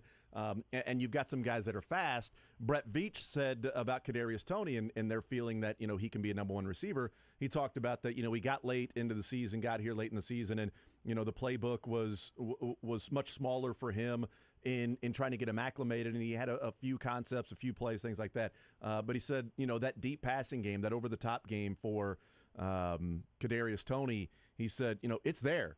We just didn't utilize it, didn't use it last year, but he's got it. And I do wonder if that's part of whether that be the threat to defenses that, hey, when Kadarius Toney's on the field, he's not just going to be a gadget underneath guy, put the ball in his hands or even intermediate. He's got an over-the-top game we haven't utilized, and we're going to do that. And Rashee Rice may not have the breakaway speed, but if he's got a cornerback on his hip pocket, he's going to go and win that ball. I do wonder if the personnel is there to go and take advantage if teams say, yeah, we're going to play one-on-one on the outside, and we're going to make you beat us over the top. Yeah, and that's going to be the question, because I do think teams will do it, and then it will be up to Toney. I mean, everybody knows, MVS can do that. That's part of his game. But he also isn't a guy that's just going to run by any coverage. It does take a little bit of setup, or it does, he puts the cornerback on his back, and then since he's a big body, a well-placed ball over the top, he can still catch and stuff like that. Toney has the speed, has the ball skills, but I mean, even going back to Florida, he's never been a vertical wide receiver. I believe his, average yards per target has always been below 10. He's been pretty low on all of his teams just in terms of deep pass attempts his way. So, I think the talent is potentially there. We just haven't seen those skills translate to the field. And then, that kind of leaves you with a Rashee Rice or somebody like that to take that big step. So we'll have to see. Justin Ross in college, that was also his role too. Similar to Rice, it's maybe not the fastest guy, but once he puts a cornerback on his hip, he has the ball skills and the size to work on the vertical planes. That's where most of his production came in college. So they have guys to do it, but it's just not the speedsters that they've had before. And I really think if you're looking how to stop the Chiefs offense, I want them throwing those passes. I want to make a rookie in Rashee Rice or, a guy seeing his first time. If Justin Ross makes the team, MVS, Toney, whoever it is, I want to make those guys win on the boundary on these vertical routes. And quite frankly, I don't know if the Chiefs will take the bait, like I kind of was talking about those concepts. Right. Yeah, they're going to push the ball downfield. They're also not going to throw just a bunch of 9 routes like the Cincinnati Bengals will. That's just not what Andy Reid does. It's not what Mahomes does. So they're going to find other ways to throw corner routes, to throw these post routes, these deep crossers. But I do think defenses will start trying to take that away and challenge them to win, vertically up the sideline, because I don't see the wide receiver that's going to make teams really get punished for it. Do they plan ahead for what that adjustment might be, and maybe an inside track as one of the last wide receivers is John Ross instead of Justin Ross on this team? Just to get the speed element out there. I mean, it makes some sense, right? And I'm looking at the Chiefs wide receiver room, and I think they're really good. The depth is really, really good. There's going to be guys that don't make this team that probably should deserve a spot on some team to make it, and I don't know if they will because they'll have missed all of other teams' mini camps and all of that. The depth of the wide receiver room is really good. I have a hard time carving out a spot for John Ross unless you're sitting there looking at it and okay, we lost Tyreek Hill speed. We lost McCole Hardman speed. The only guy that really, runs that fast that we have now is Kadarius Toney, and you can't trust his health. If they are just desperate for that just pure speed element, nothing else about his game, just the speed, then there's a chance that someone like a Ross could make, or John Ross could make the roster for that simple reason. All right, last one for you. Matt Lane, KC Sports Network, kcsn.substack.com. We talked about yesterday, we were discussing different things, and we landed on Patrick Mahomes, and somehow we compared him to Leonardo DiCaprio. And the comparison we came up with is that we were talking about different quarterbacks and sort of bursting onto the scene. And I said, Leo was viewed as a really good actor through Gangs of New York and Titanic, really, when he sort of became a star. But it wasn't until Catch Me If You Can that it was like, this guy is a true leading man. This guy is a box office hit. He outacted Tom Hanks. He's the whole reason that movie was good. Nobody else could play Frank Abagnale Jr. the way that Leo did. And from that point forward, he was a megastar. So we kind of talked yesterday about, so what was the Titanic for you, for Patrick Mahomes, where it's like, okay, this guy's a star. And then what was the Catch Me If You Can moment that it was like, okay, this guy is a true leading man, that box office and things are different for this one, who might be the best actor / quarterback of his entire generation? Okay, this is a good one.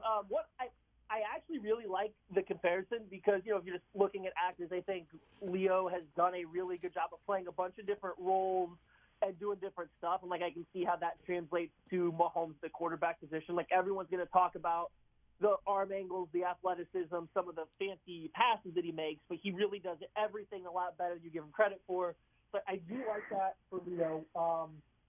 Then when I realized that Mahomes was going to – okay, so I think knowing Mahomes was going to be really good was definitely in college. I think it was the game against the where 9,000 points were scored, and he was clearly by himself. I think LSU was also that year, and that was a really good LSU team. And here's a quarterback playing on a less talented football team.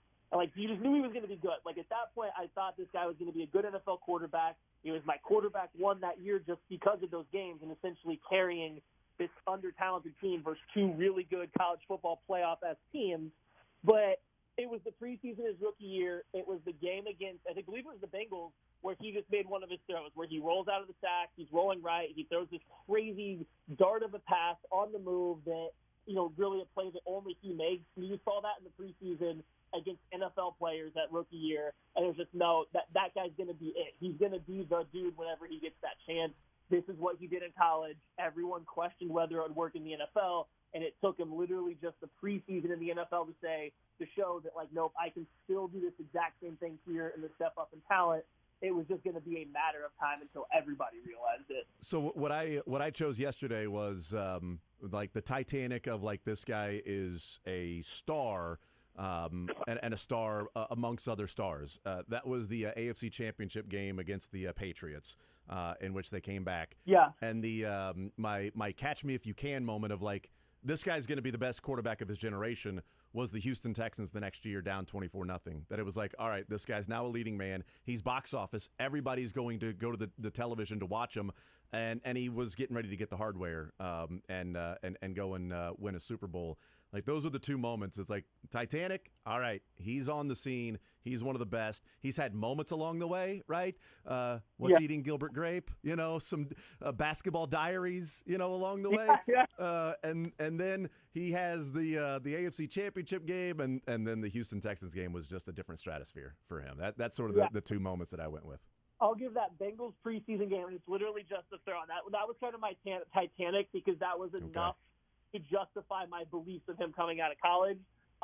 The Steelers game, when his first year starting, will be the Catch Me If You Can for me, where the Steelers had this great defense that had given the Chiefs problems every time they played, and he came out there and what was the first half through the 4 touchdowns, essentially just throwing the ball vertically every single play, just carving up their defense. And it was kind of at that point, just there's nobody. I had not seen a quarterback come into the NFL playing at that level at any point in time. And I agree with the New England Patriots in that game later that year in the playoffs where he had to make the second half comeback. That was huge, and that kind of cemented it. But, yeah, I think it was the Steelers game where it was just, nope, this guy's 100% for real, and nothing's going to change my mind at this point. Yeah, it was fun yesterday, the different ranges that were there of people talking about where those were. It's great. Matt Lane, KC Sports Network, KCSN.substack.com, KC Laboratory Podcast. Matt, you're the man. Appreciate it as always, sir. Enjoy some of the downtime. And next time we talk, we'll be very, very close to St. Joe and rookies reporting for the Chiefs. Appreciate it, man. Thank you for having me. And, yeah, thank goodness we're almost at training camp time. We've got to get rid of this dead period. I know. That'd be great. NBA draft tonight. Sit back, enjoy it. It's Christmas for you. I know that. Hopefully my local Charlotte team takes Scoot Henderson and doesn't botch it, but you never know. Oh, yeah, there we go. We'll see. We'll see if it's Scoot or Brandon. If it's, if they go to draft Brandon, he would probably just hand it to Scoot. and let him go first. All right, we'll take a timeout. We'll come back. We'll continue rolling. Thank you to Matt Lane, KC Sports Network, KC Laboratory Podcast. We are going to talk with Tom Grassi coming up on the other side, and it's a really cool deal that's going on. He's going to 30 NFL stadiums in 30 days. Today, he's here in Kansas City, and all of it is raising money for St. Jude, and it's been pretty cool to follow. We'll talk with him coming up next. Take the show with you by listening live on 810 WH.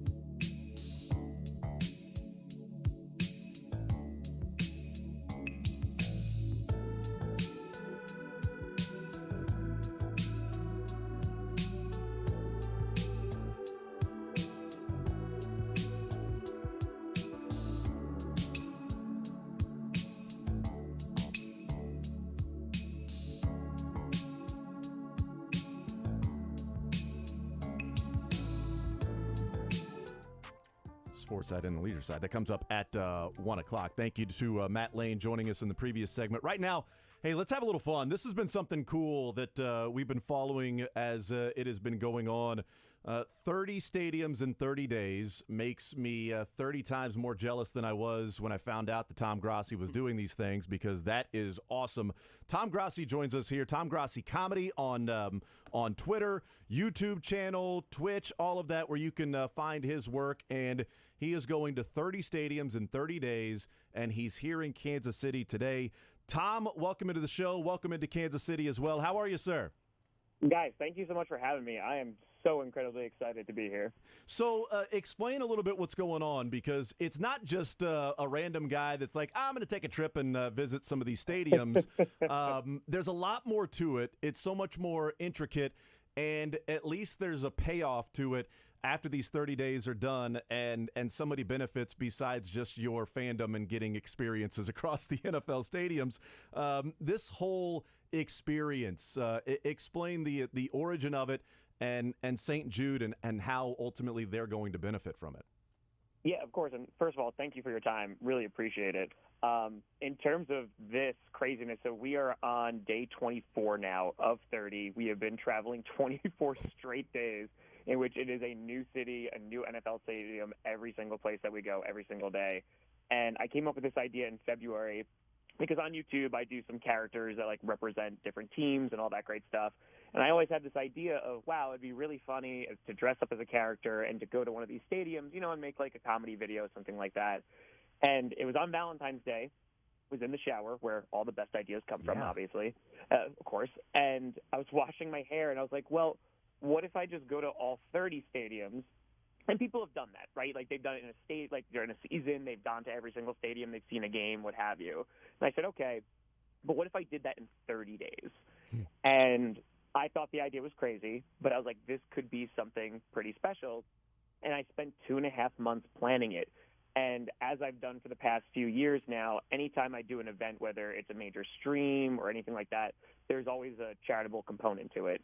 And so this year, last year we raised about $102,000 for various charities, including about $62,000 in 9 hours. Mostly like not well-known charities, and again, there's a variety of them. We've done it for veterans, we've done it for animals, we've done it for mitochondrial disease. It's kind of just spectrum, just trying to like take smaller charities who don't have that name recognition and giving them a platform, and of course, you know, providing them some funds. And so with St. Jude, I picked them because they're an organization I've wanted to work with for a long, long time. They do some really great work. And so I just planned for 2.5 months. I announced it on the first night of the draft, and then it was another 2 months of planning.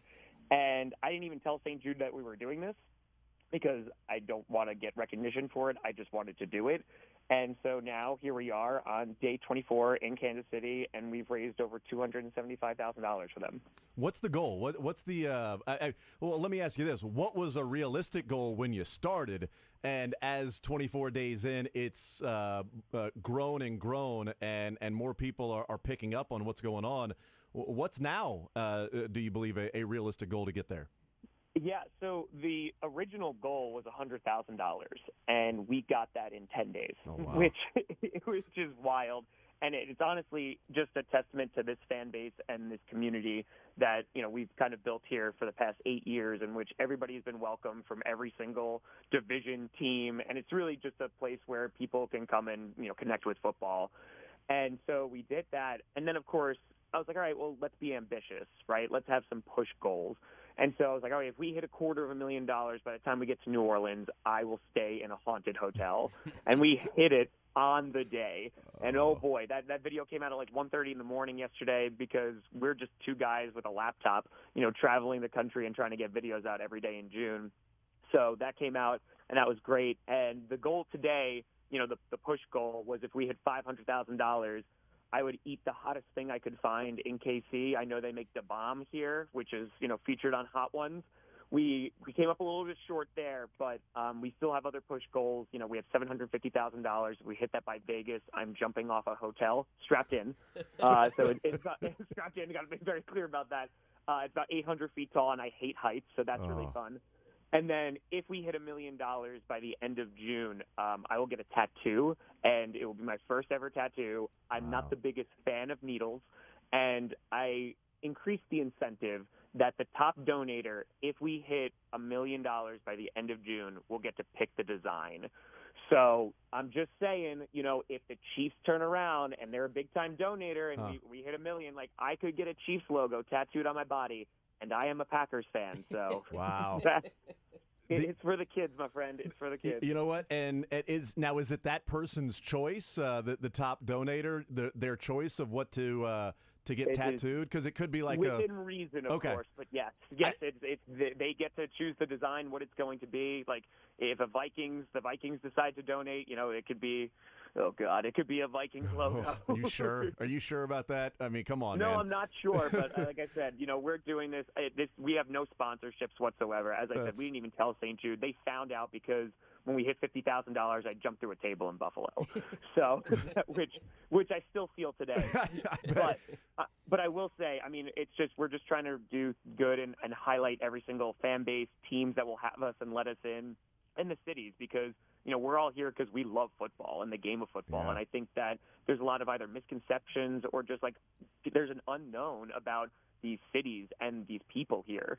And I think that if we're able to just be able to capture a tiny bit of what makes them so great and put that out there, I think we're doing a great job. And again, it's all for charity. And look, if the Chiefs, a Chiefs fan or the Chiefs somehow end up being the largest donator and you get to $1 million. Like, there's a couple of ways you can go. You can have, like, 3 Lombardi trophies. You can have a picture of Patrick Mahomes. Or you can go fun and have, like, Chiefsaholic in a wolf mask robbing a bank in a tattoo. Listen, like, that would be great. Listen, if Chiefsaholic wants to donate some of that money that he got from the bank, I mean, listen, it's going for the kids, right? I'm pretty sure there's some fraud aspect in there. I don't know the legality of it, but we can make it work. Look, if you get him to donate, you might want to let the FBI know if they can track where that donation came from because they're still looking for him. He's on the list. Of course, we'll make sure the check goes through first, and then we'll report the location because that's what we have to do. But I mean, listen, the teams that have let us in have been absolutely incredible. Like, just for a couple examples, the Bengals, you know, they gave us a full tour, and on top of that, they gave us a Jamar Chase signed ball to auction off at the fan event. We raised a few. Yeah, exactly. We raised a few $1,000s for them. The Cowboys, they get a CD Lamb jersey literally yesterday. We auctioned that off. The Steelers, they donated. They're actually Steelers. Shout out to them. They're the only team that has donated directly through the link to St. Jude. They gave $1,000, which was fantastic. So, you know, again, the whole point of this is just to kind of spread some positivity, help some kids, and really show what this is all about. And it's the fans, because the fans have been incredible in every single city we've gone to. Well, Tom Grossi is our guest. He's doing 30 NFL stadiums in 30 days. And day number 24, he's here in Kansas City, heading to Arrowhead Stadium. I was going to ask the reaction from the teams. Do you reach out to them? Do they know you're coming? Is this organic to where you get there and they invite you in to do some of these things? How does that whole thing work? And is there contact with the Chiefs and an expectation of a tour of Arrowhead Stadium or the practice facilities or a Patrick Mahomes jersey or a ball to auction off? And really, let's be honest, to top what the Bengals did. Yeah, I mean, because that's the thing, right? It's all about the competition. Yes, because it's the rivalry right now. Out and they're like, oh, they did that. The AFC North got into a really fierce competition about that. That's so great. It was pretty great. So I actually reached out to every single team because, listen, like, I'm just a guy in his basement in New York who makes football videos, right? So I don't have connections with a ton of these teams. At the end of the day, I'm a football fan and want to highlight those. And I reached out to every single team months ago. I tried following up with them. Some teams got back to us. Some teams didn't. And, you know, it is what it is. It's all good. Like, nothing, no disrespect. It's totally fine. I get it. And then in terms of just like going forward, there have been teams who have heard about this as we've gone along, like St. Jude, who had no idea who I was. And then I had a director DMing me going, why are you jumping through a table for us? So they legitimately thought, they're like, is this guy just like hurting himself for money? And I was like, no. I was like, this is what this is. And so, yeah, no, I reached out to the Chiefs. It doesn't seem like we could get anything done today. But again, it's all good. We're going to highlight the fan base. We're going to have the fan event at 5 o'clock in front of the Lamar Hunt statue. And I'm just really excited to be in KC because, Your fans have been a huge part of this community for so long. You know, the Chiefs are such an illustrious organization. They have an amazing history, and I just can't wait to show that off. Visiting with Tom Grassi, who was traveling the country, these 30 stadiums in 30 days, and it all benefits St. Jude, and almost $300,000 raised so far. I want to talk about a couple of experiences there. Have you forgotten where you were at any point? And, you know, it's not like you're a band where you're like, we love you, Detroit. And it's like, dude, we're in Denver. Like, son of a gun. Like, have you forgot where you were one day? Like, okay, where am I going? Where am I at? And what time zone is this? My friend, there are times where I still don't know where I am because, like, the days of the week, I was texting my buddy about 2 weeks ago, and he was responding really quickly, and I'm like, man, don't you have work? And he's like, Tom, it's Saturday. So we're at the point that it's day 24, right? But we're 2 days behind on the videos because we need some time to edit them while we're on the road. So, like, day 22 is coming out tonight, and, like, that's the thing. It's the day, the time, and all of that. It's mixed together. And, yeah, no, I don't think I've known what day it is since maybe day 6. So, you know, listen, we're trying to survive. But the experiences have been absolutely incredible, like, truly. Just to give you a couple. So, yeah, the Bills, good God. We packed a backyard with over 150 people. There was a drone. News media was there and saw me jump through a table, which, for the record, I thought was going to be on grass. It was gravel. So didn't feel the grand. Like I said, Buffalo is always with me in my back and my elbow because if you are going to jump through a table, you have to drop an elbow. Like that. If there's the only time I'm ever going to do it, and it created the greatest picture ever taken of me, so I'm okay with it. Go ahead. No, go ahead. You were talking about experience. You said you stayed at a haunted hotel. Was it haunted? Like, did you have an experience to where, you know, you saw some things or heard some things? Yes. So it was the Hotel Monteleone in New Orleans, and it's like on a whole bunch of like top haunted hotels in New Orleans. I'm traveling with my editor and cameraman, Johnny Barks, and he wasn't thrilled with that idea. We were very happy we raised $250,000, but then it was like, oh no, now we have to do this. And so, yeah, we went up to the 14th floor at midnight, which is supposed to be the most haunted part of the hotel. And there were some weird things. I'm not going to lie. There were some weird things that were happening. They showed us a picture at the front desk, and there is some kind of shadow figure that was there. And I was like, okay, that's interesting. So it was a little creepy, and I'm not afraid to admit that we did sleep with all the lights on that night, just in case. You know what? That's the only way to. It's just smart. That's what that is. I mean, I've seen too many horror movies to know how this ends, and I was like, you know what? We're just going to be proactive here. And here's the thing: it's whether or not you believe in that stuff. Do you believe in the paranormal light? Like I believe in those things, which is why I wouldn't stay there because I believe in it. Like this picture that you have of Maurice, I believe Maurice would come and into the room and like want to have catch, you know, and play some baseball with me or play a video game, or depending on, you know, how old he is, maybe we're playing, you know, pickup sticks or something. I'm not sure. Maybe pick up your bones. I don't know. I don't like this. I believe those things. That's why I don't know that you are braver than I, and it's great that it goes to St. Jude. So you're like, look, some of the things that maybe the kids are going through, I got to stay in a haunted hotel. And what's the worst thing? I meet Maurice. Yeah, exactly. I keep saying that, whether it is jumping through a table, whether it is dressing up in skin-tight tights in Jacksonville and dressing like Jackson DeVille. I lost the Speedo, unfortunately, but the best part about that was like, okay, yeah, it's the Floridian heat. That's fun. But I got tights, and then their minor league baseball team reached out to me and was like, hey, do you want to throw out the first pitch? Wow. So here's the problem with that. I'm okay with embarrassing myself in front of my fans because they're like, oh, that makes sense. This dude's dressing up in tights as a cat, right? That just makes a lot of sense. But I walked out in front of baseball fans who had no idea who I was, and I'm walking out in yellow tights and like polka dots all over myself, and you could hear a pin drop as I was walking out to that mound. So I threw it over the plate, and you know, if Travis Kelce wants to reach out for some pointers, I got him. It didn't hit the ground. I got it. I got it over at least. But yeah, no, it's been honestly the best experience of my life. Truly. You know, I held off on buying a house this year so I could do this. It's completely self-funded, and I could not think of a better cause. And I mean, we're on the Pat McAfee show, for goodness sake, and I announced it last night that on the last day I'll be in studio with Rich Eisen, and these guys are like titans of this industry, right? Yeah, so that's great. as a guy who just, started off years ago as a high school teacher, making funny football videos and just doing what he loved, this has kind of been a really surreal trip for me. They're titans, but you're in tights. I mean, I really think at this point you're pretty even. I would say they're chiefs of the industry, Not even just titans, they're chiefs of the industry is what they are. You know what? I apologize. That was me forgetting where I was again. It's like, yes, they are chiefs of the industry 100%. I was actually going to ask, how do you finance the whole thing? And you did this, like, you decided not to buy a house so you could do this? That's an incredible sacrifice, too. Yeah, I mean, at the end of the day, I still think, again, it came from a background of teaching and kind of a service job, right? And it's service for the kids.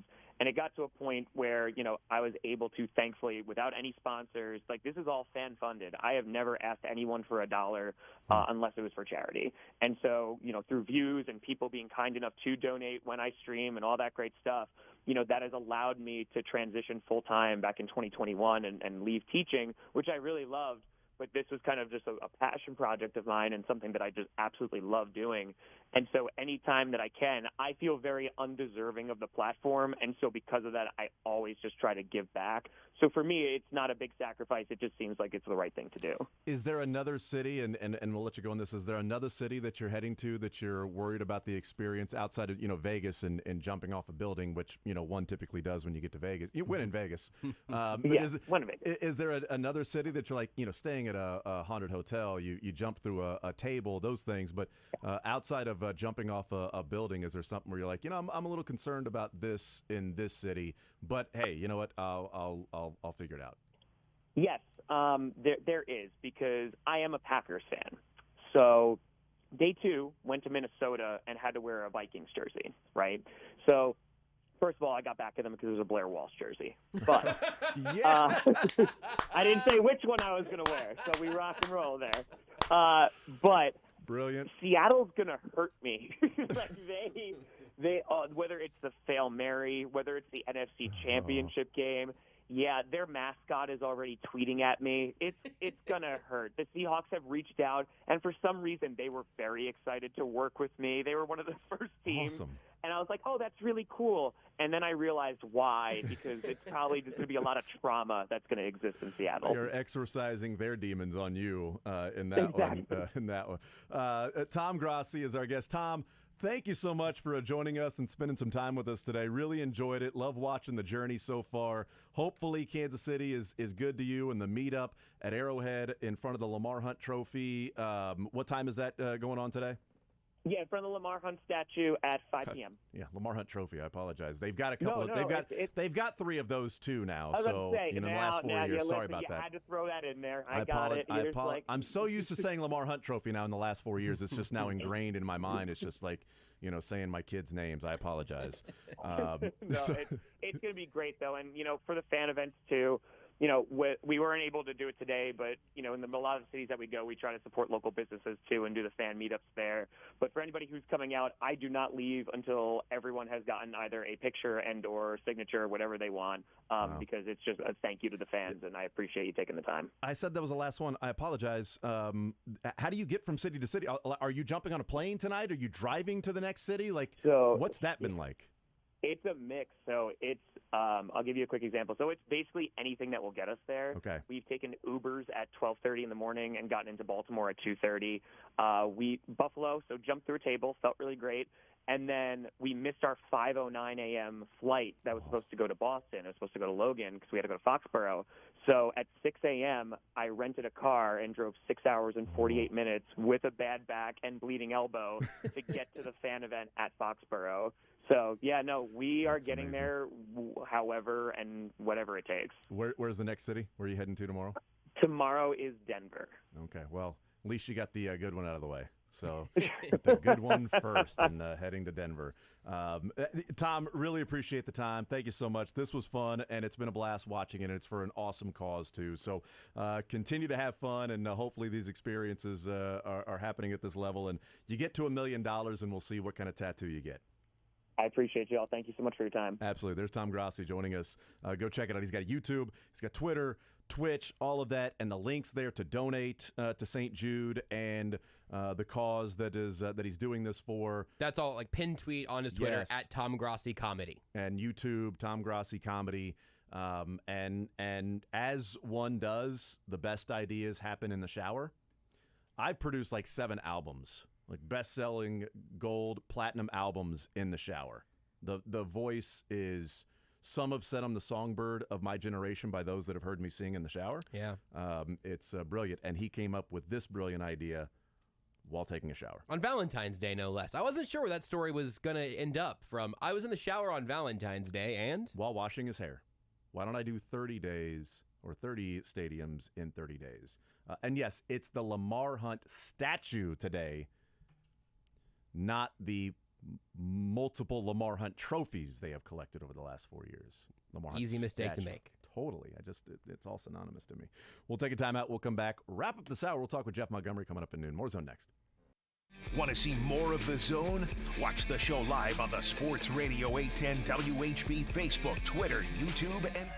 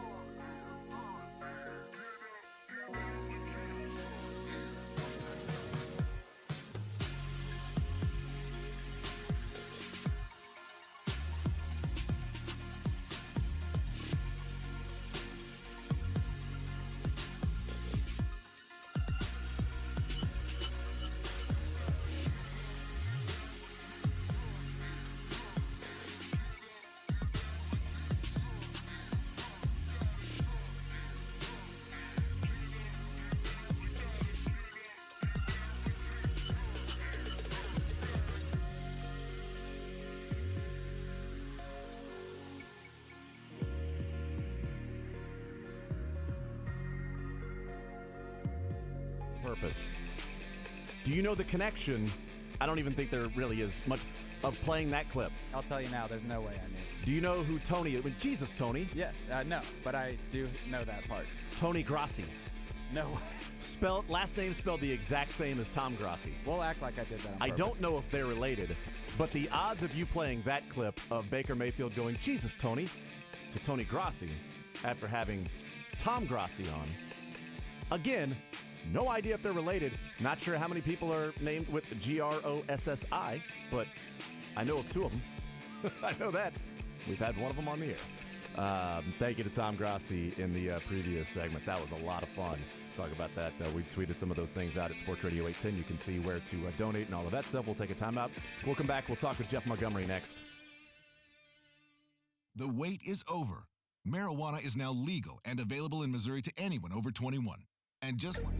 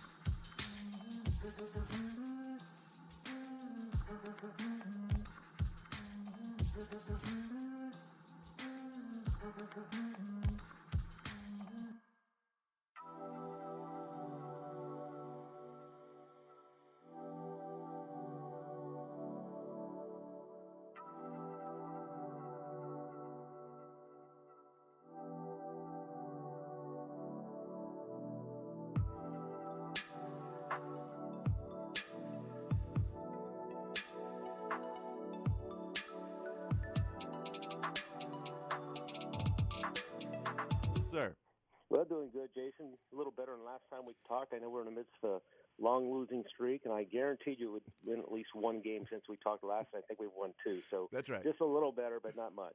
Yeah, you know what? I joked on Twitter that, you know what, they started 18-51, but you know what? Since then, they're 2-2. In their last 4 games, they're playing .500. They're now 2-3.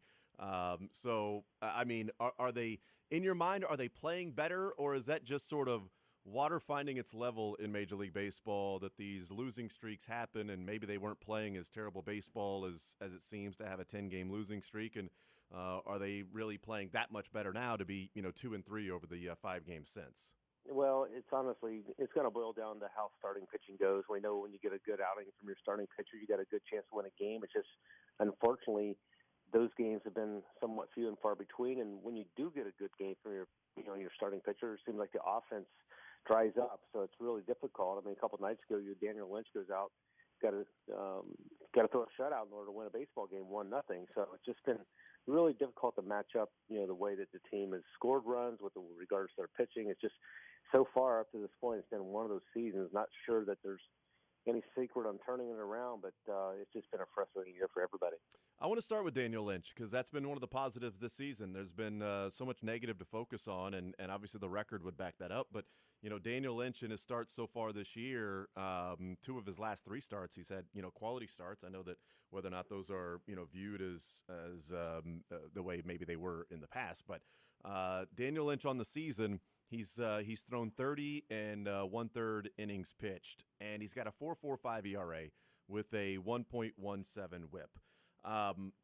That sounds sort of, average for a starting pitcher, but it's not like, you say, well, if you take away these 2 starts, how good would he be? There was 1 inning that he had against the Reds that he gave up 5 earned runs in that inning, 3 of those coming with 2 outs, a couple of, back-to-back home runs. And that was unfortunate. You got to get 3 outs in an inning to get out of there, and all of them count. But in 29 1/3 innings, Monty, he's got a 2.96 ERA. So it's not that just, well, take that start against the Reds out where he gave up 7 earned runs. No, that happened. So that's why, season long, he's got a 4.5 ERA. But can you view it that way of saying he had that 1 blow-up inning, but 29 1/3 of his 30 1/3 innings, he's pitched a sub-3 ERA, and he's given his team a chance each time out, and he's pitched into the 7th inning a couple of times. The 8th, I mean, he's gone deeper into games. He's been more pitch efficient. Can you do you like doing that, or you just take 1 inning out to maybe view it as what the what maybe the more real assessment of what he's been doing rather than just a full season or a full 6-7 starts? Well, when you have only a few starts, it's pretty easy to look at just a couple of innings and say what would have happened if. But I think overall, Daniel Lynch, along with a lot of other players, not just pitchers, but a lot of other players, are trying to figure out, where are they going to be long term? What are their abilities going to be to help this team turn things around and be a consistent winning team? And unfortunately, Daniel Lynch, missed the first couple months of the season with the shoulder fatigue that he experienced in spring training camp. So. But I think what we've seen so far from Daniel has been very encouraging, kind of where you would expect him to be. It's unfortunate that he couldn't do it, at opening day or to start the season healthy and have a, now almost a 3-month body of work to look at and evaluate. But like I mentioned, I think with a lot of players on this roster now, you're trying to figure out where do they fit in this team long term. Big question mark. Like, for example, Brady Singer. Here's a guy that last year, second half of the year, was as good as about any pitcher in baseball. And then, unfortunately, this year, digression, and now you don't really know exactly what you have. So, whether it be Lynch or it be Singer or any of those other pitchers, just trying to figure out what are they going to be looking forward, in years down the road in their career. Visiting with Jeff Montgomery. We'll get into Brady Singer here in just a little bit, but in continuing with Daniel Lynch, and last 2 outings, he's gone 7 innings. The outing before that, he's gone 6 innings. Against the Reds, he threw 102 pitches, but the 2 outings around that was 88 pitches through 6 innings, and then the other night he had 78 pitches through 7 innings. It's certainly pitch efficient in those innings and those outings, but Does the 5 strikeouts total, does that concern you at all with Daniel Lynch as not being a strikeout pitcher, that if you're putting the ball in play that often that eventually it may come back to get you, or doing enough to keep guys off balance, to miss barrels, to not have the exit velocity there and hard hit balls, and making it easier for the defense to play? Because typically when we're looking at a starting pitcher that's going to have like a sub-3 ERA and go 7 or 8 innings, you're going to have a little bit more than those 2 or 3 strikeouts in an outing. Well, I think it's actually by design, and the reason I say that is that he had gone through all the process to get himself healthy and able to get down and start his rehab assignment. And in his rehab assignments, he was throwing a lot of pitches. He was getting his pitch count up, but he was only throwing less than 3 or 4 innings, so he wasn't able to go out and execute and pitch contact and get early countouts to get himself to a point where he'd get into the 5th, 6th, 7th inning, whatever it might be.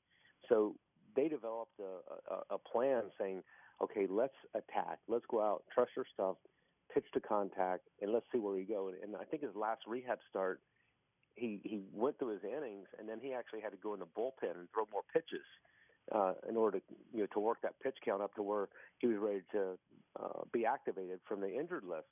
And I think that's something that's carried over, and I think it's good for him. I mean, pitching in contact and allowing yourself to be out there in the 7th inning more frequently, that's the only way you're going to do it. And I think that's a good example of what a lot of other young pitchers have the ability to do, is if they would, instead of trying to miss bats all the time, if they would sometimes try to hit bats with changing speeds and getting hitters off balance and kind of messing with their timing, I guess, and getting some pop-ups and some easy ground balls and letting the defense do their job. I think that's really by design with Daniel Lynch, and I think he's done a good job in carrying that forward, at this level. So I think you'll see probably more of that. I know he's not concerned about the strikeouts as much as he is putting up quality innings and giving himself and his team a chance to win. His 7 innings were interesting, and maybe it's what you're talking about of just throwing strikes. The mantra at spring training was raid the zone, and he's certainly doing that. And his last outing, he did that. Going through the innings pitched, he had, I think, only 1 inning in which he threw more than 12 pitches. He had a 9-pitch inning, a 10, a 10, a 10, an 11, a 12. I mean, that was 6 of his 7 innings. And Detroit's an aggressive team, so they're going to swing. We know that. So maybe it was just that combination of Daniel Lynch pounding the strike zone, attacking, trusting his stuff, and an aggressive offensive approach for Detroit. But still, it wasn't like they were, aggressive and hitting doubles and home runs and singles and connecting hits in a particular inning. But he was also pretty efficient, and that sort of what you're talking about, that he goes out there first inning 9 pitches, second inning 10 pitches, 10 pitches, 10 pitches, 12 pitches, 11 pitches, that he was getting out of there, getting on the mound, getting back into the dugout. I'll tell you, it's a good feeling when you're out there throwing 9 or 10 pitches and getting 3 outs, and it doesn't matter if you're missing bats or you're getting ground balls, and even if you have some great plays on defense that help you get through there, you're going to get those plays. But as long as your stuff is adequate to pitch, you can pitch in the strike zone and allow the hitters to get themselves out. You don't have to get every hitter out. You can allow the hitters to get themselves out at times. But I can promise you that Daniel Lynch feels really good about the way things went in his last outing, because it makes you feel really good healthy-wise, too, as far as your body, and particularly your arm, when you're just efficient like that. And I just think, the trusting and attacking and doing all those things. I mean, let's look at it the other way. I mean, think about all the other pitchers who have had their issues with command. I can promise you they would much rather go out and pitch to contact, have 3 outs, and only throw 9 or 10 or 11 pitches than sometimes throwing 9 or 10 or 11 pitches to one batter and end up, having a result. And then so next thing you know, you're in the 5th inning and you got 90 pitches, and it's really difficult to do it the other way. So I think Daniel Lynch's model is something that works for a lot of them. Visiting with Jeff Montgomery is presented by First Federal Bank of Kansas City. The what seems like almost the exact opposite of someone who's got just amazing stuff, but whether he's just in a rut and not finding the strike zone or not trusting his stuff. Aroldis Chapman has struggled of late, and it hasn't just been the last 3 or 4 outings, Monty. His last 15 times to the mound, He's got 17 walks in 14 innings and 26 strikeouts. Now, it's 26 strikeouts in 14 innings, so he's getting away with walking guys because he's striking a number of guys out. What are you seeing from Aroldis Chapman as to, the control issues are there, the walks? He walked 3 the other night, still got out of it. But what are you seeing maybe from Aroldis Chapman that, here recently over the last month has not matched what it was the first couple? Well, I think once the season wears on, your body will kind of give you those little hints and indications that maybe you're not quite as live as you were, say, in March and April when the season started. So you start to maybe not trust your stuff quite as much. You start to be a little bit less aggressive in the strike zone, and as a result, you get behind hitters. And plus, with Aroldis Chapman, he's got a pretty complex set of mechanics that he's dealing with out there. So I think that probably has a lot to do with it as well. I've always wondered about that with a number of things going on. A guy like Tyler Anderson, too, for the Angels, that sort of starts and stops and then, has a little hitch on his in his right leg as he's getting ready to deliver the pitch and then pitches. I don't know. They do it. It works for them. It's a timing thing. But I've was never good at baseball, Monty. I wasn't a pitcher, but I've always thought like maybe, I played basketball and I could hit free throws. And my motto in free throw line was the less, the better. Get up there, one dribble, shoot the ball. I don't understand some of the players that take like 8 or 9 seconds and dribble it a few times and spin it and toss it in their hands a little bit, whatever. Get up there and shoot the ball. That was always my motto. The fewer, the better going through all the routine. I don't know if it's the same thing with pitching, but whatever makes it work. I mean, these guys are major league pitchers. It's always been interesting to me, some of the intricate mechanics that some of the guys have. Well, I was a lot like you. I felt like keeping it simple was the best way to do it, because when things go wrong, that's when it's easy to break things down and make the modifications you need to. If you have this real complex train of events that has to occur, suddenly you've got a lot of variables you have to figure out to get out of those ruts and get things back on track. And it's really, really difficult when you're standing out on that mound in the middle of a Major League Baseball game and things are not kind of locked in mechanically, to try to figure it out on the fly, because there's a whole lot going on, and you're the guy that has the baseball in his hand and really initiates all the action. So the less complicated, the better, I always felt. Visiting with Jeff Montgomery, First Federal Bank of Kansas City. On the flip side of the starting staff of a young guy in that same draft is Brady Singer, who this year has a 6.34 ERA and a WHIP of 1.6, and he's sitting at 2.3 walks to or strikeouts to walks so far this year. Whereas a year ago, his final 24 games when he was recalled from Omaha, had a 3.1 ERA, a 1.1 WHIP, and double the strikeouts to walks a year ago.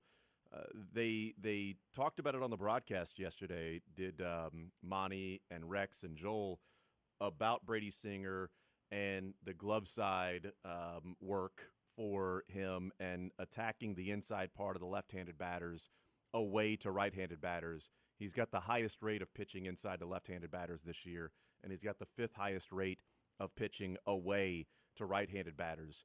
Does that make you too predictable when it's sort of a half of the plate that's really all you got to look at and watch for if either side of the batter's box that you're digging in?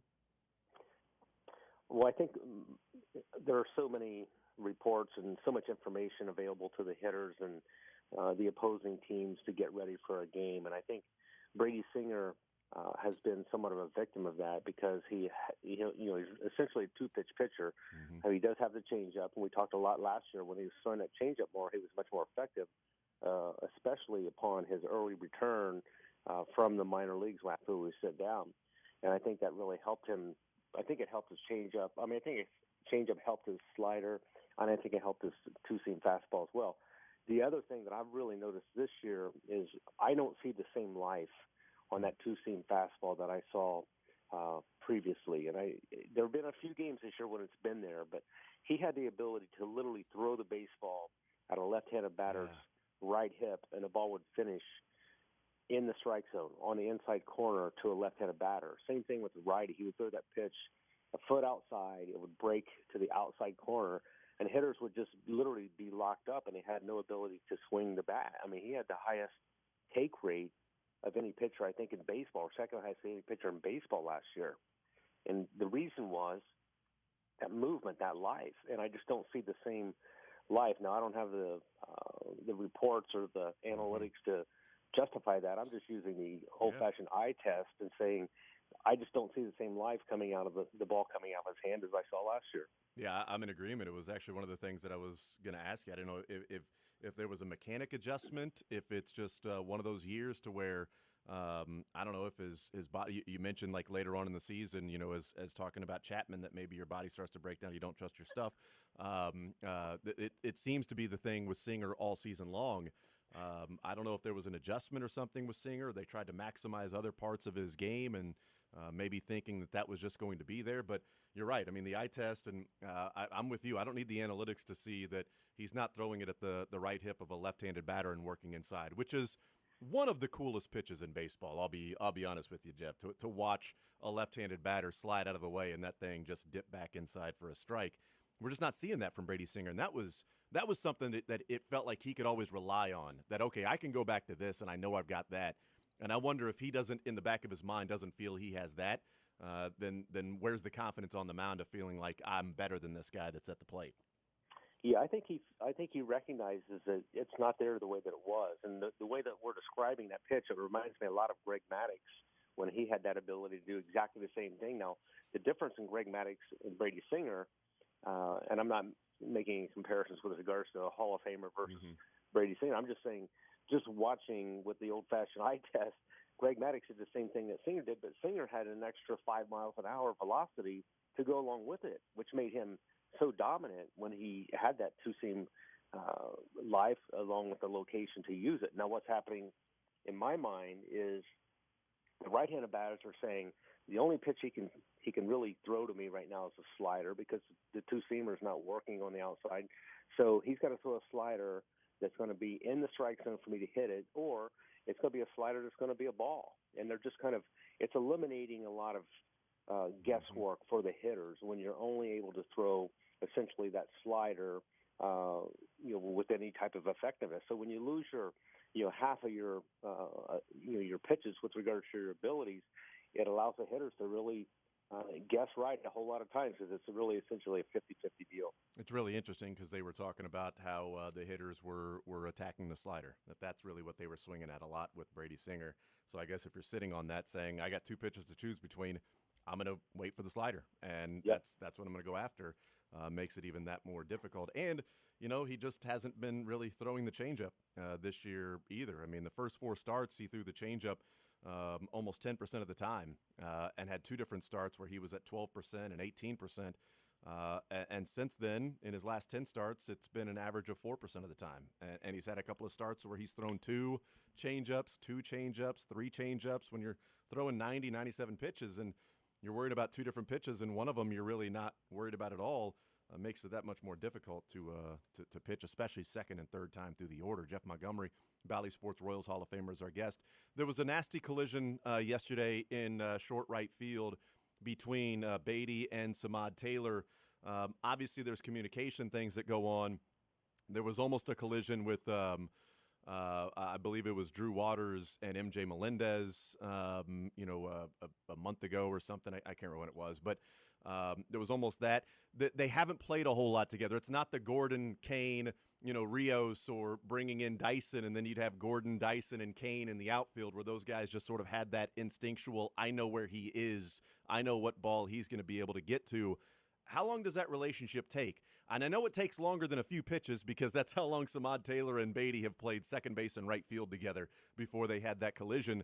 So it was a nasty one, and luckily it's a non-concussive protocol for Beatty, and Samad Taylor stayed in the game. But the communication certainly wasn't there because neither guy was talking, and they ran into each other. How long does that typically take, and is that something that maybe not expected, but not surprising if that happens with a couple of guys that just got on the team and are playing positions for the first time together? Well, I think a couple of things. First, it takes time, and I don't know if I can put a timetable on it, but when you have a lot of change, when you have, I won't say a revolving door, but when you have so many different players playing in so many different positions, almost on a daily basis. You have a different set of players out there. I think one thing, especially with younger players, is I want to impress. I want to do everything I possibly can to impress. In my first time around in the major leagues, that I can play here. And I think whether you're a veteran guy like Beatty trying to establish yourself with a new team, or if you're a young player like Taylor trying to run through the brick wall to impress, you're going to create some situations like that. So once things settle and you get a little bit more experience, you play together longer, you kind of have a feel for what other guys' abilities are. And you don't try to do more than you need to do because you know that outfielder is going to be there to make the play for you. You don't have to go through the brick wall to make that play. Visiting with Jeff Montgomery, real quick before we let you go. The Royals have Jose Cuas going today as they start the series against the Tampa Bay Rays and Austin Cox. That maybe sort of part of that pitching staff today as a longer reliever, sort of that Mike Myers spot. Austin Cox has been a really good story so far. No earned runs, minimal guys on base, striking guys out. What are you seeing for him? And do you think we may see at least an opportunity or a chance for Austin Cox to start? And maybe this is part of building into that of being a longer relief guy after an opener, and maybe taking the spot of somebody in the rotation, just to see if what we've seen so far can be matched up over the course of 3 or 4 innings instead of 1 or 1.2. Yeah, I think it'll be interesting. I think tonight will be a really big game for Austin Cox. Now, I was a little surprised when Jose Cuas was named as the opener, just because he's kind of been the guy that comes in to deal with a mess. Mm-hmm. The guy that comes in with a couple guys on base, and hopefully he can use his sinker to get a ground ball or the slider to miss a bat and get out of an inning. So he's doing it a little bit differently tonight, and I hope things go well for him. But I think with Austin Cox, this is a real good opportunity. I've said this numerous times, when the player comes up and he is so impressive, that's all great. I want to see how he handles the first situation when there's some adversity. What do you do when you have, bases loaded and 1 out? Can you get out of that inning, or is it going to turn into a 4 or 5 run crooked inning on the board? So should be a big outing tonight for Austin Cox. Yeah, no hits and only 3 walks so far this season in his almost 9 innings pitched. We'll see. Jeff Montgomery, Bally Sports Royals Hall of Famer. He is presented by First Federal Bank of Kansas. That was great, Jason. Thanks for having me on. There's Jeff Montgomery, Bally Sports Royals Hall of Famer, presented by First Federal Bank of Kansas City. Is your man cave ready? Complete your game day setup with a home equity line of credit from First Federal Bank of Kansas City. Get game day ready at ffbkc.com. Excited to see what Austin Cox can do tonight, 5:40 when that game gets underway. And, yeah, Jose Cuas on the mound to open. Interesting. We've seen Carlos Hernandez open, and then Mike Myers follow him up in the long relief. So we'll see what this looks like tonight down in Tampa for a 4-game set before returning home for the Royals. And so against Cleveland and then against the Dodgers. So, the schedule lightens up a little bit for this team. So we'll see. We'll take a timeout. We'll come back. We'll continue rolling. Coming up at 1 o'clock, Sports or Leisure. It's The Zone continuing on this Thursday edition at Sports Radio 810 WHB. You're in the zone with Jason Anderson on Sports Radio 810 WHB. Listen, joint.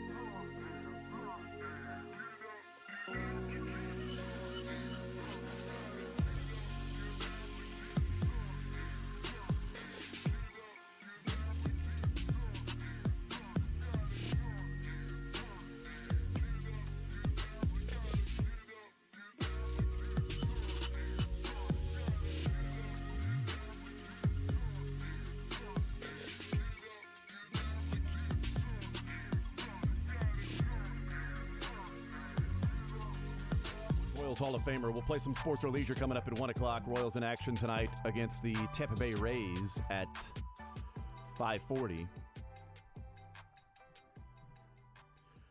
I did go back. I mean, I've been keeping track, but haven't really talked much about it, of Brady Singer, change-up watch that we discussed it. Oh, every single start throughout 2022. Or really 2021, I guess. That's when it was. It was 2021 because it was like, he's going to develop a changeup. He's got to develop a changeup.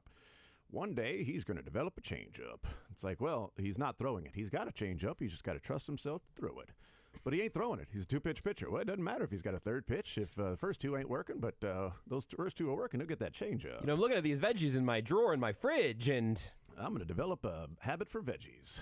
I'm considering all the options. I've just got to put them on my plate. And then when I put them on my plate, I got to eat them. But they're on my plate, ready to go. My taste buds are like, oh, there might be a vegetable coming up. It might be a change-up to the meat and potatoes. I guess potatoes would be that, but you get the point. Meat and ice cream. So anyway, we followed that in 2021, and then throughout 2022 was much better. Like, he was throwing the changeup a lot more last year, and we kind of noted that and discussed it and yada, yada. Beginning of this year, in the first 5 starts, he had 2 starts that were over 10% of the pitches were changeups, and that's really the marker that we were looking at was 10% because he wasn't reaching that. And then last year, he reached that a lot. So the first 5 starts this year, he got to at least 10% twice, and he got to 7% 2 of the other ones. So 4 out of 5. He's had 10 starts since then, and he's reached at least 7% twice out of the 10 starts. 4 out of 5 to start the season. 7%, 7%, 12%, 18%.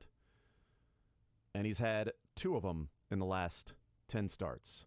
His percentage of changeups thrown since the April 25th game against the Diamondbacks.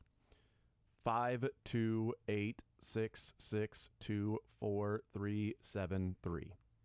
And if you look at the total number of changeups, in terms of percentage, those first 5 starts, he was throwing roughly 10% of his pitches were changeups. Last 10 starts, it's been 4%. Now, is that because does the changeup matter if he doesn't have control of the other 2 because he really hasn't? And what Monty was talking about, that sort of eye test, he doesn't have that same zip on the two-seamer, the sinker, that you would throw it at the hip of the left-handed batter and it would move right back inside for a strike. I mean, he was trying that yesterday, and it just didn't have that same movement. I don't know if they have done something to his mechanics. I'm not sure, but it doesn't look anywhere near as effective and dominant as it did last year. And what that's created is teams just sitting on his slider, just swinging at his slider. They're sitting slider, they're swinging. That's what the Tigers were doing yesterday. They were hitting the slider, swinging at the slider. So the two-seamer doesn't have as much zip, so he's trusting his slider more. We'll sit on that. And we'll hit that. Because he's also not throwing a changeup anymore. So we don't have to worry about that. And last night's stat that they used, which was Brady Singer, 54% of his pitches are on the inside part of the plate to left-handed batters, which is the highest rate in Major League Baseball. When a right-hander is at the plate, 62% of his pitches are on the outside part to right-handers. So the same part of the plate. That is the 5th highest rate in Major League Baseball. So essentially, Brady Singer is telling everybody, yeah, I'm throwing to this part of the plate. That's it. I'm looking at Baseball Savant. I have the month by month because I was going to see what the trade is here. Hello. Oh, this is the place to be. Oh, it's a website. Sorry, I thought you were just saying you were looking at me. Sorry, no, I apologize. I would not be described as that. I think I could describe you as some sort of savant for sure. So looking at the month splits. You got my joke faster than I got yours, so you win again. Yes. You're a real savant. Month by month, it has the splits, and it also has the number of pitches thrown to righties and lefties. And he's just not throwing the changeup at all against right-handers. It was literally 40-0 left to right. Well, typically at the beginning of the season. I'd like to know what it was like last year because typically that's going to be a pitch that he's going to be using against lefties, but he also had the ability to back him off the plate with that two-seamer that looked like it was throwing right at their hip. And it's so fun to watch that. To watch a guy back up and then see that thing work back to a strike. And like, you fool, you're an idiot. But he just, just watching the start yesterday, just didn't have it. Watching his previous starts, just not there. This month it's 14 to lefties, 2 to righties. Last month it was 21-0. Yeah, it's if you can only use it against left-handed hitters, does it? But is it really in your bag also? Typically you're going to use a changeup against the guy that's the other swings opposite than what the hand is that you're throwing. So lefties to righties and righties to lefties. It feels really extreme for a guy who hasn't ever fully committed to it. It feels like, and never using it is probably the worst part. And even just throwing that there's a threat of that. But he has said before, and he said it, I think, 2 years ago, it doesn't really matter if I throw a changeup if I don't have command of the other pitches. And he's not wrong about that. But even just having that third pitch to worry about, that they're really not doing. So, and his splits last year were also very, very heavily inclined to using it way more against lefties than righties. So again, that's consistent. But I remember talking about that line of thinking. Well, if my other stuff's no good, then what's the point of using this changeup? Well, to have a third pitch for them to think about? To have, not even just to have another option for yourself, but to have another option that they have to consider at all. Yeah.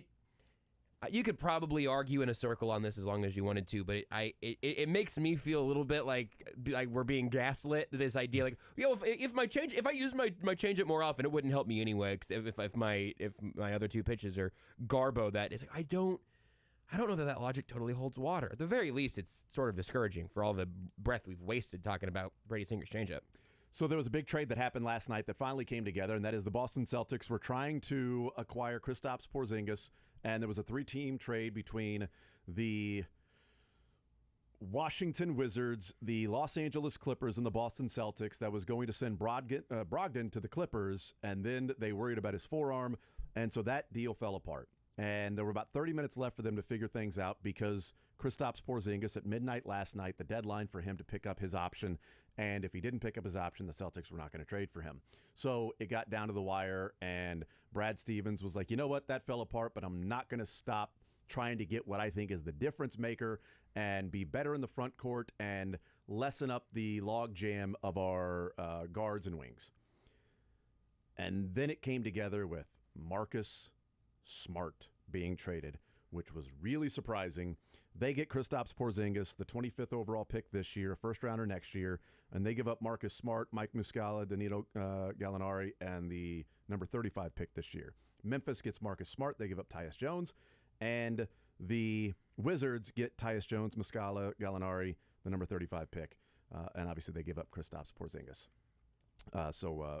Celtics with Kristaps Porzingis. It has been an interesting reaction from Celtics fans. We know one particular Celtics fan. We do. He is not working here anymore. He's not.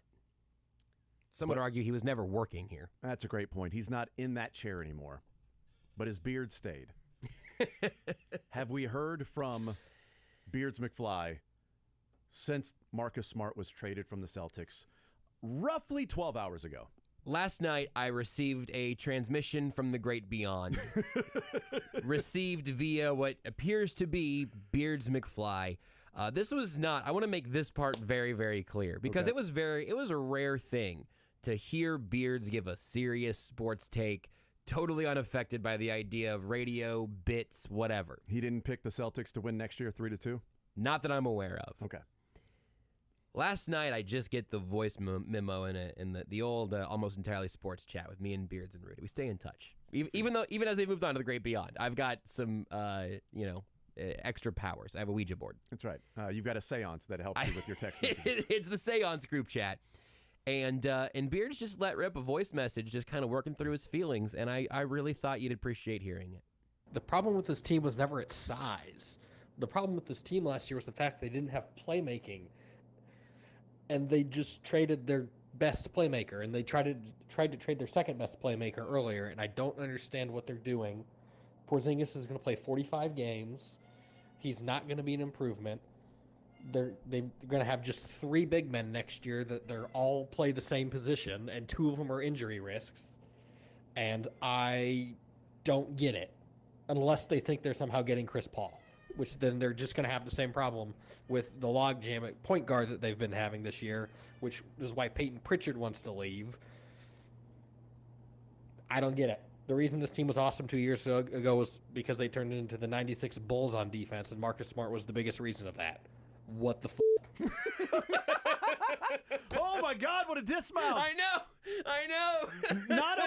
Not only was he mad about it, the cat was distraught. The cat is furious. The cat was distraught. It was either 1, in heat, or 2, heated, because Marcus Smart has been traded from the Celtics, and that was obviously the cat's favorite player. And they just traded their best playmaker, and they tried to trade their second best playmaker earlier, and I don't understand what they're doing. Porzingis is going to play 45 games. What do you think, Kat? He's not going to be an improvement. You've got to find the little gaps in audio. They're going to have just 3 big men next year that they're all play the same position, and 2 of them are injury risks. And I don't get it. Unless they think they're somehow getting Cat Chris is just Paul, cheering him on. which then they're just going to have the same problem with the log jam at point guard. That call they've Marcus been Smart this the best year, playmaker on the Celtics. I did hear Pritchard that. wants to leave. That was With interesting. Tatum and Brown on the team, I don't but get mainly it. Tatum. The reason this team was awesome 2 years ago was because they turned into the 96 Bulls on defense, and Marcus Smart was the He's biggest dealing with it reason okay, of that. though. Yeah, you know what? The Whoa! Hey!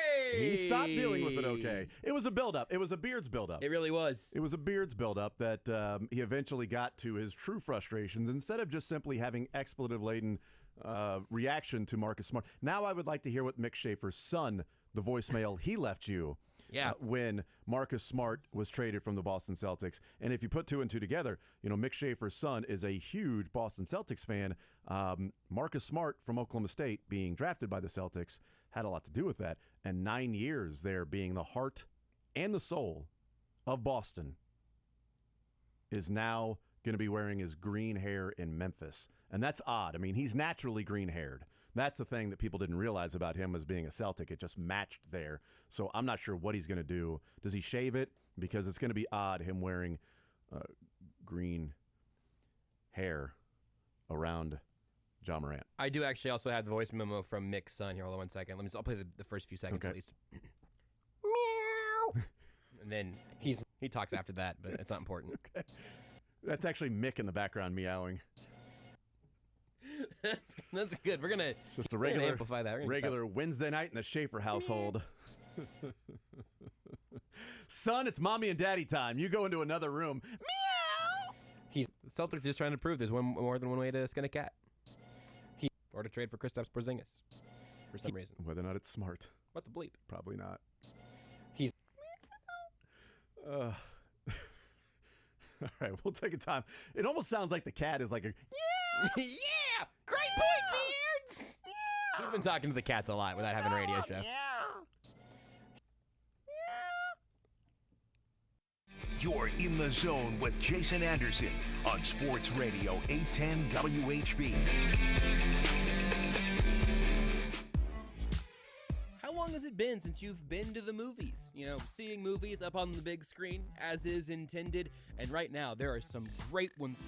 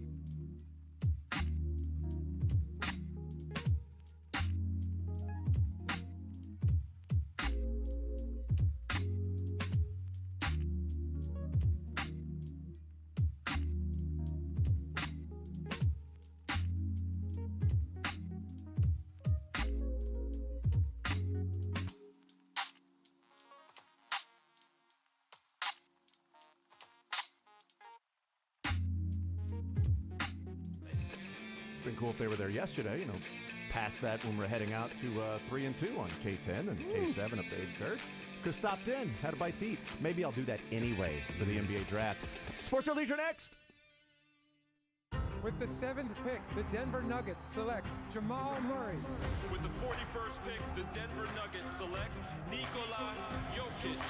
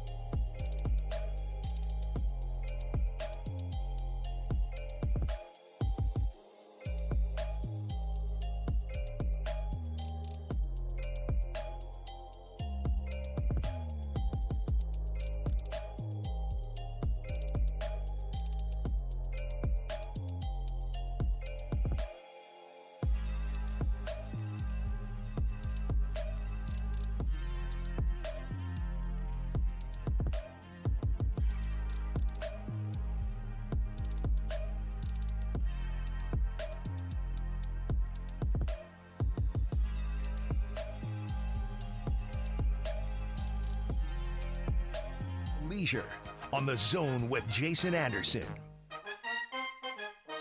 All right, let's play a little Sports or Leisure. 913-381-0810 on this Thursday edition of the show.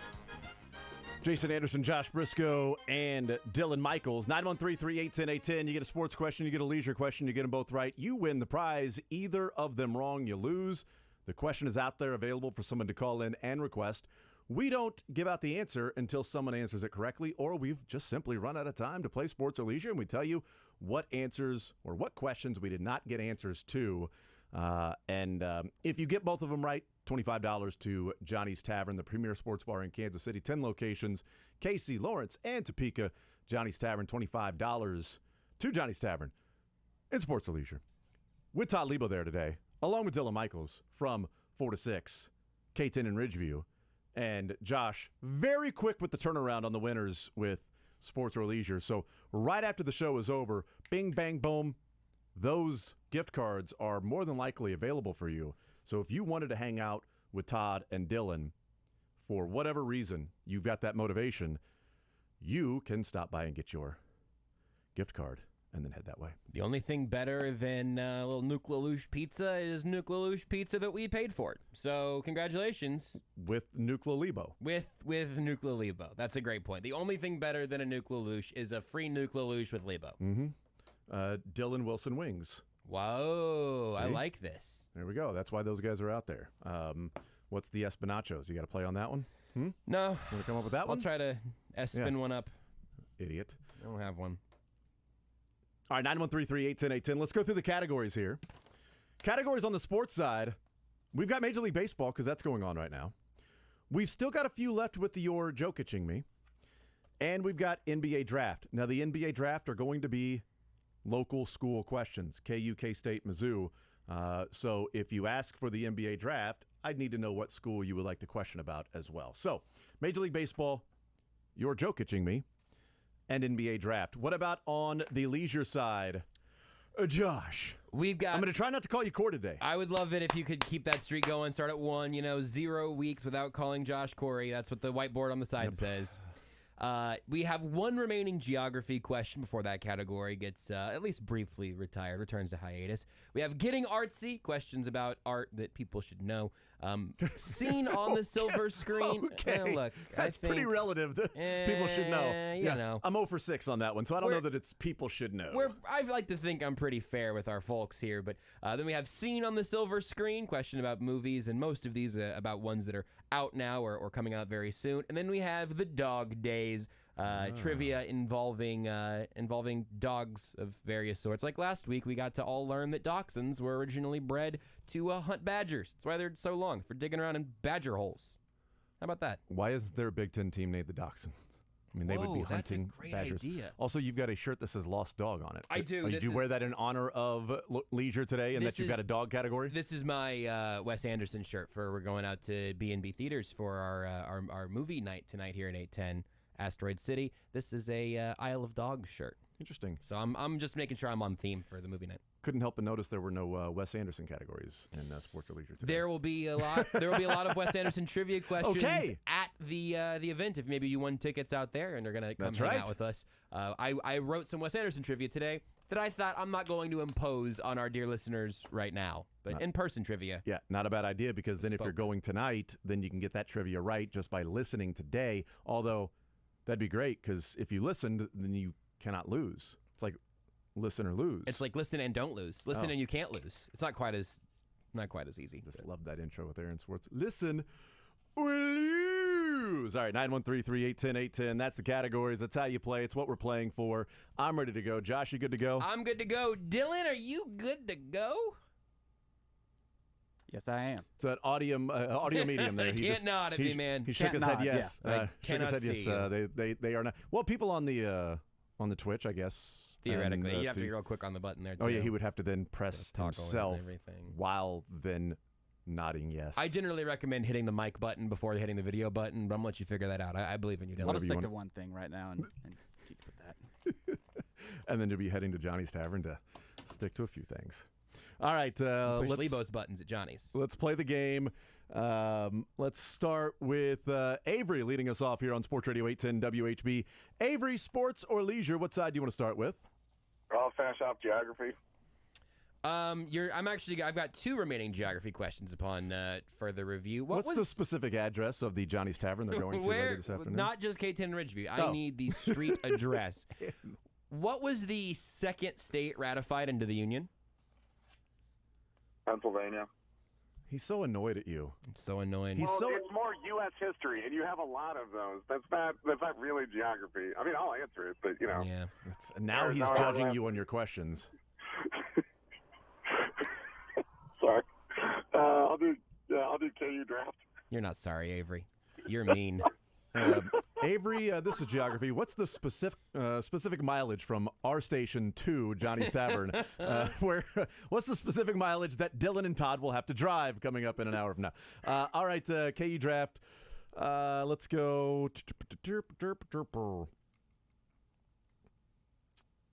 You know what? Avery, what's the 38th state that was admitted into the Union? That's still U.S. history. It's not even geography. I live in Lawrence, and our streets don't go that far, so I don't know. Like, they do them in order that they went into the Union. That's, like, the beginning part. Wow. What a cheater. How about this guy? He's just driving around Googling on the streets. The old school Googling. I'm going to get you, Avery. And your little dog, too. All right. Let's go with this one. In the modern draft, the most players drafted in one draft from KU was in 2008 when 5 players heard their name called. You know what, Avery? Bring it. Who were they? Okay. Oh, there's a cat in the background there, too. There too. Is Beards with you? Did Beards trade his cat with Marcus Smart to you? Rush, Chalmers, Kahn, Darnell Jackson. Wow. That's you got one more left. Yeah. No, that guy didn't get drafted. It's just nice to hear him struggle, honestly. I know, right? Darrell Arthur. You son of a gun. God dang it!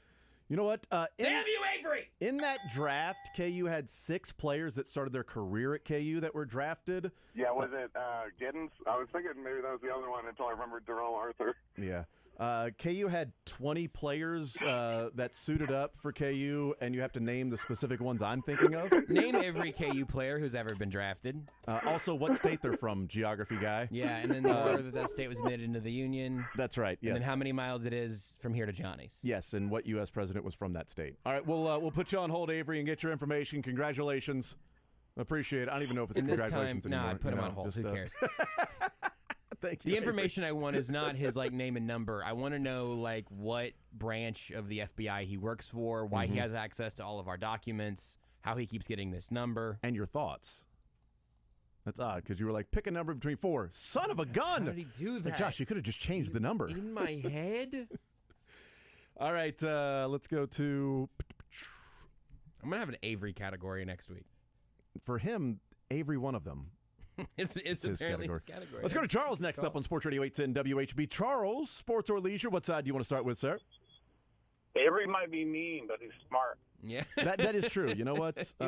It's a compliment sandwich. You're smart. You're very mean, and you're good at sports or leisure. What side do you want to start with, Charles? Let's see geography. All right, I've only got one sort of geography question. Yeah. Name the 4th U.S. president for geography. It's just I wanted to know if anyone knew the first state admitted to the Union who's not bleeping Avery. First state? Yes. That's Delaware. That's Delaware. Are you driving around Lawrence right now, too, by any chance? Now, I am not. What's your Slumdog Millionaire story for knowing every question I've ever asked? Geography is closed, everybody. We've closed geography. When I was 4 years old, we took a trip to Delaware, and I always remembered it was my first trip. Yeah. And so I'm like, first trip, first state, all of those things. It just happened to be some. If you'd asked second or third state, I'm out. I have no idea. But first state, nailed it. We went Delaware, Pennsylvania, New Jersey, Georgia, Connecticut. It's crazy. We nailed the order. On to the sports side, we got Major League Baseball, we've got your Jokicing me, and we've got NBA draft with KUM UK State. let's do MLB. MLB for you? Okay, let's go. You know what? Which one do I? Oh, you know what? I like this one. Eddie Rosario's home run streak was snapped earlier this week at 4 straight games with a home run. That's the longest home run streak by a Puerto Rican-born player. Since who? This player had 2 different streaks of at least 4 games in the same season. He had 4 straight games, and then later on that year, he had 5 straight games with a home run. Puerto Rican-born player, Eddie Rosario. First since this fella. Is this fella Puerto Rican by chance? He was Puerto Rican-born. Puerto Rican-born. And he was. I mean, yes, in Puerto Rican. He wasn't just like a military baby. So this isn't a Steve Nash question. Yeah, no. He's Puerto Rican. We talking like modern era or like 60s, 70s, 80s? Modern era. Modern era. Modern era. Oh, man. And one of the things about the game that people know, and Charles, you've played a number of times, if it's somebody just random, I wouldn't ask the question. Like, there's typically either a bigger name or a connection, some way, shape, or form. Was it Nikola Jokic? It was not, actually. Okay. Yeah, he answered a lot of other questions. It was actually Kobe Bryant. Wow, that's Bean. crazy. Yeah, Kobe Bean Bryant. So people thought he was born in different places, but Puerto Rico, actually. So, yeah. It's like the Victor Wembanyama. What? I'm going to throw a dart and say Carlos Delgado. Oh, nope. That is not right. Wow. Dang, I've Charles. got a guess on that. Dang it. Oh, Charles, thank you for playing, man. I appreciate it, as always. And you're going to be mad when you find out the answer to that. That will probably happen pretty quickly. Oh, I was getting ready to exit out there. Let's go to Hunter next up on Sports Radio 810 WHB. Hunter, sports or leisure? What side do you want to start with, bud? We'll do leisure. Which category? We got art, movies, and dogs. We'll do doggies. In 1933, Queen Elizabeth's family got a dog named Dookie that began her lifelong obsession with what bootylicious Welsh breed that the American Kennel Club describes as a lively little herder who's affectionate and companionable without being needy. What, a cattle dog? What's the scientific term for a cattle dog? There's a key adjective in that AKC Did you say description. bootylicious? I said bootylicious, lively little herder. Lively little herder. Bootylicious though is the word that. The one with the face all smushed in. I don't know dogs. I don't even know why I picked this category, to be honest. But I don't know art or the other two either. You know, you ever see little dogs? I love that. Well, he hasn't answered it yet. Where do all dogs go? Heaven. Anyway, what's the bootylicious? See if you can throw a dart as to. You don't have to get super scientific with the name. If there's a one-word name. A pug. It's not a pug. I love a pug. I wish it was doesn't pugs. love a nice pug? Hunter, thank you for playing, man. I appreciate it. And thank you for giving us a bite that we'll play tomorrow. In the cuts. I don't know anything about dogs. I don't even know why I picked this category. You know, you do have control over the category you pick. You don't have control over like which question we ask if it's a fresh one, unless you ask for one that's already been, asked before. We don't have an answer to it, but you do have the control over the. Plus, you don't have to start with leisure. You can start with the sports side. All right, let's go to Steve next up on Sports Radio 810 WHB. Steve, sports or leisure? What side do you want to start with? Let's go leisure. And which category? Art, movies, or dogs? How about some Wes Anderson movies?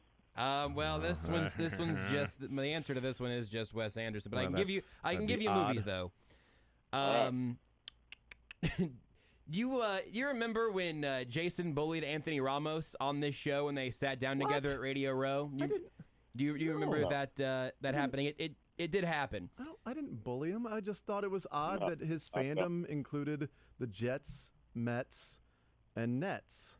Well, at the time, Anthony Ramos was just trying to roll out some promotion for The Rise of the Beasts, the latest installment for which film franchise came out earlier this month. Rise of the Beast. Is that I got to go watch it just because I'm an Anthony Ramos fan. You're- and a bigger one now. He's not necessarily a fan of mine, but I'm a big fan of his because he was so much fun in that interview. He really did just roll out with the punches. He did. Is that the Transformers? That's the Hey, Transformers. nice job. That's Transformers, Steve. We head over to the sports side. We got Major League Baseball. We've got your Jokic me, and we've got NBA draft that involves KU, MU, or K-State, whichever school you would want. If you want that category, what are you thinking? Definitely MU. All right. Let's see. Name the last player that played more than 4 games with the Tigers. Was that on it? Before Michael Porter Jr., who was the last Missouri player taken in the first round? It's kind of the same It is question the same we brought up question, earlier. actually. Yes. It is. That's what I was joking about. Who was the last first rounder that played more than 4 games for Mizzou? But yes, before Michael Porter Jr., who was the last Missouri player taken in the first round? There are at least a couple of mock drafts that have Kobe going in the first round tonight. I don't think that'll happen, but could.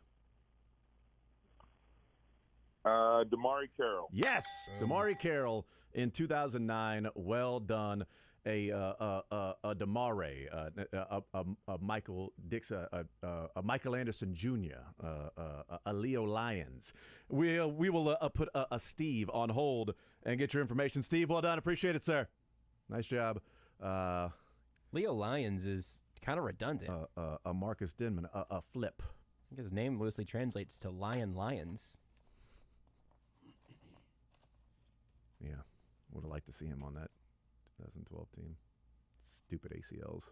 They're so dumb. So dumb. We got to outlaw those things. Or at least get better ones. By the way, Jets started in safety Chuck Clark. It has been confirmed he did tear his ACL. So they just acquired him from the Ravens, right? All right. That just popped in my head. 913-810-810. Let's Amir go. Garrett's going to have a rehab assignment in Omaha tonight. Okay, very good. Yeah, just more breaking news. All right, great. Let's go to John next up on Sports Radio 810 WHB. John, Sports or Leisure, what side do you want to start with? I guess I'll start with that Carlos Beltran question. Carlos Beltran question. Oh, okay. Eddie Rosario's home run streak was snapped earlier this week in 4 straight games with a home run. That's the longest home run streak by a Puerto Rican-born player since this player, not Carlos Delgado, that was asked earlier. Who do you think it was? I'll go Carlos Beltran. Hey, well done, Carlos Beltran in 2004. He had 4 straight with the Royals, not the Royals. 4 straight with the Royals, and then 5 straight later on that year with the Astros. So pretty good. Carlos Beltran and Eddie Rosario. I've always thought of them in the same category. Leisure side with Josh. What category do you like?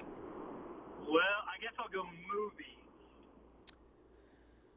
Okay, coming out on the same day as Oppenheimer, this plastic world would be much easier to melt as Margot Robbie and Ryan Gosling star as the picture-perfect power couple.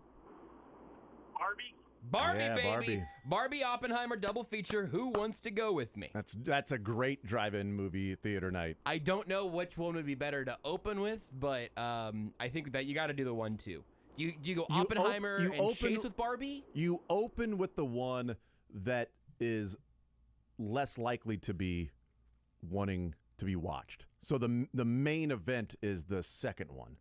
The main event's the second one. Yeah, you have people wait, and then boom, the second one happens. So you get more people going to the concession stands, being around a little bit longer, refilling their popcorn and their drinks and their candy and stuff, things like that. Especially if it's like like that, the kids will fall asleep. The issue is that I'm going to fall asleep.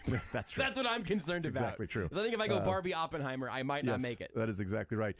John, we'll put you on hold. Get your information. Congratulations, sir. Well done. Nice job.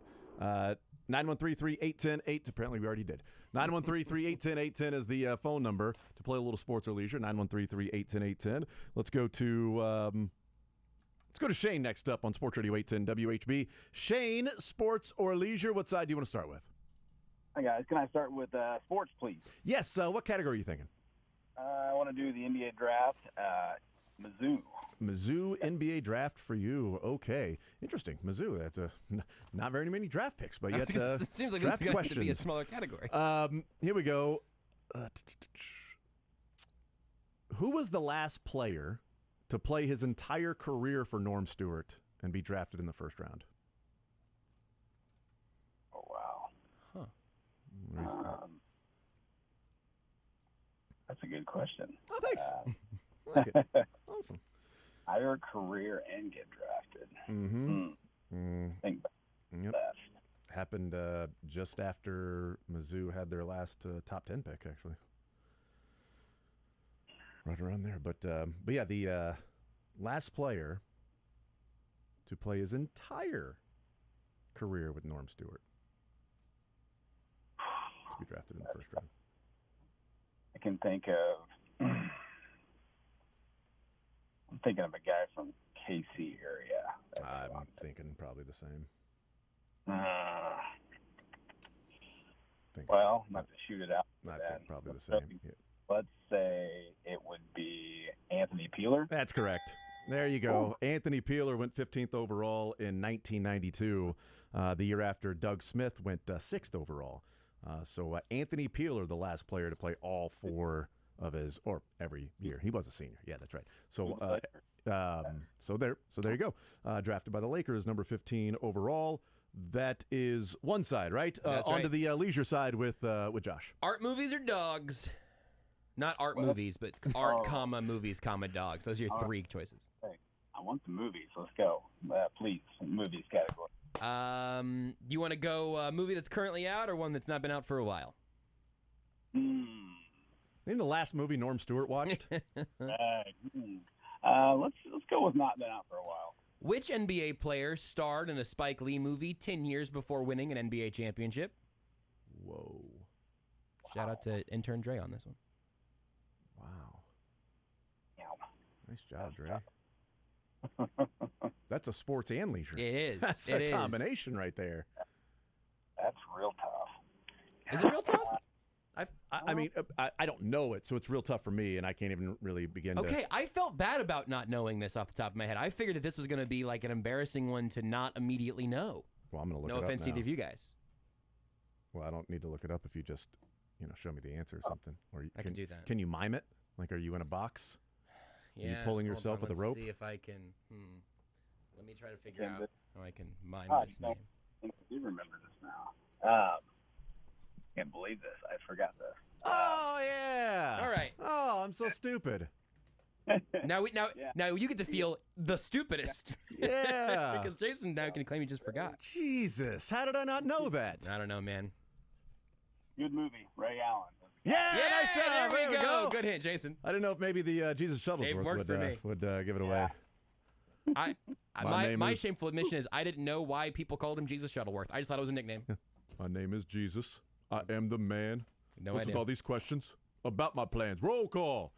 All right, Shane, to put you on hold, congratulations. Winner, Johnny's Tavern dinner or drink heading your way. Shane, thank you for playing, man. I appreciate it.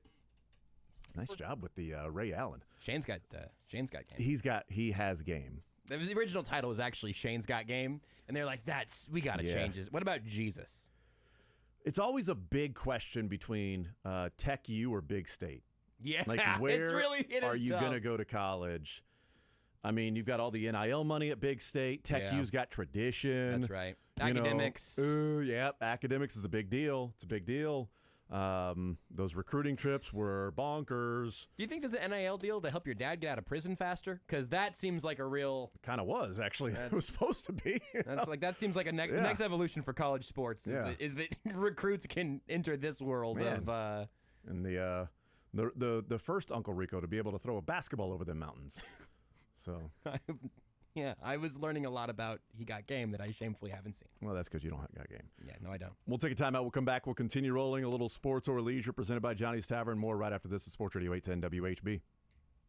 Take the show with you by listening live on 810WHB.com, in the 810 mobile app, or by subscribing to The Zone wherever you get your podcasts. Hey folks, it's Todd Lebo here for my good friends at Robert Brogdon's Olathe Buick GMC, home of the 90-day money-back guarantee on all new vehicle purchases. You know, Brogdon is the #1 seller of GMCs in Kansas and Missouri, and the #1 seller of Buicks in Kansas. It's a great family-owned dealership. They've been in town for over 25 years, and they've got a strong commitment to community and to customer service. Brogdon, of course, has the largest selection of new Buick and GMC models in the area, nearly 150 in stock, and always more on the way. They have a huge selection of GMC Sierra trucks for all of your business needs as well. And, of course, that 90-day money-back guarantee on new vehicle purchases. Go by and say hello. They're at I-35 in Santa Fe. Whether you're looking for new or used or you need to service your vehicle, Brogdon has it all for you right there. You can find out much more information online at BrogdonAutomotive.com. That'll show you everything they've got going on at Robert Brogdon Olathe Buick GMC and Olathe Kia, which is just across the street if you're looking for a Kia. They've got it all right there at Brogdon Auto.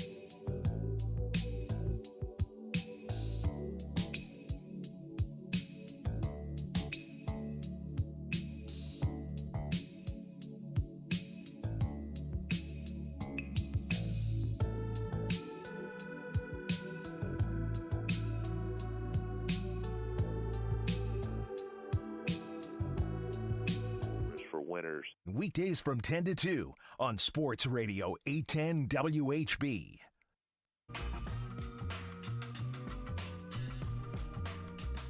All right, we good? 3, 2, 1. All right, welcome back in the zone right here on Sports Radio 810 WHB. Jason Anderson, Josh Briscoe, Dylan Michaels. We head up until 2 o'clock. Almost done. Don't worry. Sports or leisure, we continue playing on a Thursday. Tonight, 6 o'clock, is the NBA Draft. That is going on tonight for the NBA Draft. Todd and Dylan will be hanging out at Johnny's Tavern coming up around 4 o'clock till 6 o'clock to go and watch the NBA Draft. My son's excited. We're going to watch that together. Sit at the house, eat a little food, and things like that. So which by the way is a complete different experience in our life right now. As of last Friday, Josh, I was telling you about this. Friday, you've been telling me about it. I know. I apologize. No, I'm excited for you. But last Friday we had a delivery. We were supposed to meet with somebody after the show, and I'm like, sorry, I can't do it. I'm getting food delivered. And they're like, oh, cool, people deliver food. But I'm like, no, this is a little different. This is, Guaranteed Foods. They're delivering our freezer, and they're delivering all of this food that we met with and went through our budget, went through the meals we were having and eating, and when we ate out and when we ate at the house and all the money we were spending and things like that, and readjusted our budget, met our budget, and got all this food delivered, right? And so when we went down the path of like, hey, let's look into, some food delivery service or what will be best for us in our busy lifestyle. We had done the packaged dinners, right? That it's like, oh, they send these to your house and then it's all ready to go. And they lie about the prep time and it says 30 minutes and an hour and a half later, you're just finishing up the food. Don't lie. Everybody's done that. Everybody has had that meal in front of them and the directions, and it says prep time 10 minutes, cook time 30 minutes, total 40 minutes, and an hour and a half later, it is done. You're annoyed, you're exhausted, and you just want to eat the food, and it's never as good as it is for as long as it takes you to do that. And our experience has been so different over the last week. It's actually been fun. Last night, so we've Guaranteed Foods has it's the best quality. It's a healthier option because there's no additives, freshly cut, ready to cook meats, seafood, poultry, beef, pork, poultry, seafood, all of that. It's all from frozen, which I heard that. I'm like, I don't know. But then you understand the process of how it's done. USDA choice, USDA certified, if they're going to be delivering from state to state. It's just sort of scratching the surface of what the last week has been like for us. We got the food delivered on Friday, and we are a very busy family with practices and games and all of that stuff. And a couple of weeks ago, we had dinner planned. We were getting ready to cook it. Something went different than planned. My wife had something that went later at work. All of a sudden, it was scrapped. We went to McDonald's. Like that was what happened. We had a dinner plan, and now we're eating at McDonald's. And with Guaranteed Foods, it's individual servings that you have and individual wrapped, meats and things like that, but also huge bags of like corn and green beans, grade A fancy fruits and vegetables. So we take that out, put it on the plate, heat it up. That's what we're eating. I have yet to put anything in the fridge as a leftover. Crazy. Not once have I grabbed any Tupperware from the cabinet and put it in the fridge, and eventually that gets pushed to the back, and every month we go through and have to clean out the fridge and throw away all this, and I'm holding my nose while I'm dumping the stuff in the trash like everybody does. I haven't put anything in the in the refrigerator for leftovers. And last night, how about this? We get home from Everett's baseball game, we're like, all right, what do we want? My daughter had grilled chicken strips. My wife wanted salmon. My son had popcorn shrimp, and I had a chicken breast sandwich. That's what we ate last night. Total of 10 minutes making the whole thing. From your freezer. 10 minutes making the whole thing. It was awesome. It was good. We can't get my daughter to eat anything that would offer iron. She's going to take iron supplements because she won't eat any beef, meat, poultry, seafood, nothing. She won't eat it. She kept asking for more of the chicken strips, more of the chicken strips, more of the chicken strips, which was awesome. Then she wanted some of my son's popcorn shrimp. I've never seen her eat so much last night, and it was easy. Then like, well, can I have a little bit more? Yes, you can. Because when we make the other food, no, you can't, we're out. And I'm not going to pop open another can of the green beans, put it on the stove or whatever, heat it up. No, I'm just going to go out there, get the bag poured into a bowl, boom, microwave, a minute later, now ready to go. And then what we're not using, guess what? We've used it all. It's awesome. It's been great. And for us, it's been life-changing. I was talking to my wife. She's like, I'm having so much fun. Like, figuring out different things. Like, I'm bringing my lunch to work now, and it's not an Uncrustable. It's amazing to see. Because my issue with eating lunch is that I don't have time to do it in, like, 2 or 3 minute breaks. So I have the Uncrustable. It thaws, a break, I eat the Uncrustable. Now, yesterday, chicken fried steak, 90 seconds, boom, done. Today, another chicken sandwich, 90 seconds, boom, done. This morning, breakfast burrito, 90 seconds, boom, done. And when you talk about it being frozen, this was something that I was really intrigued by because I love some food. I love some food science, some nutrition. I'm very interested by it all.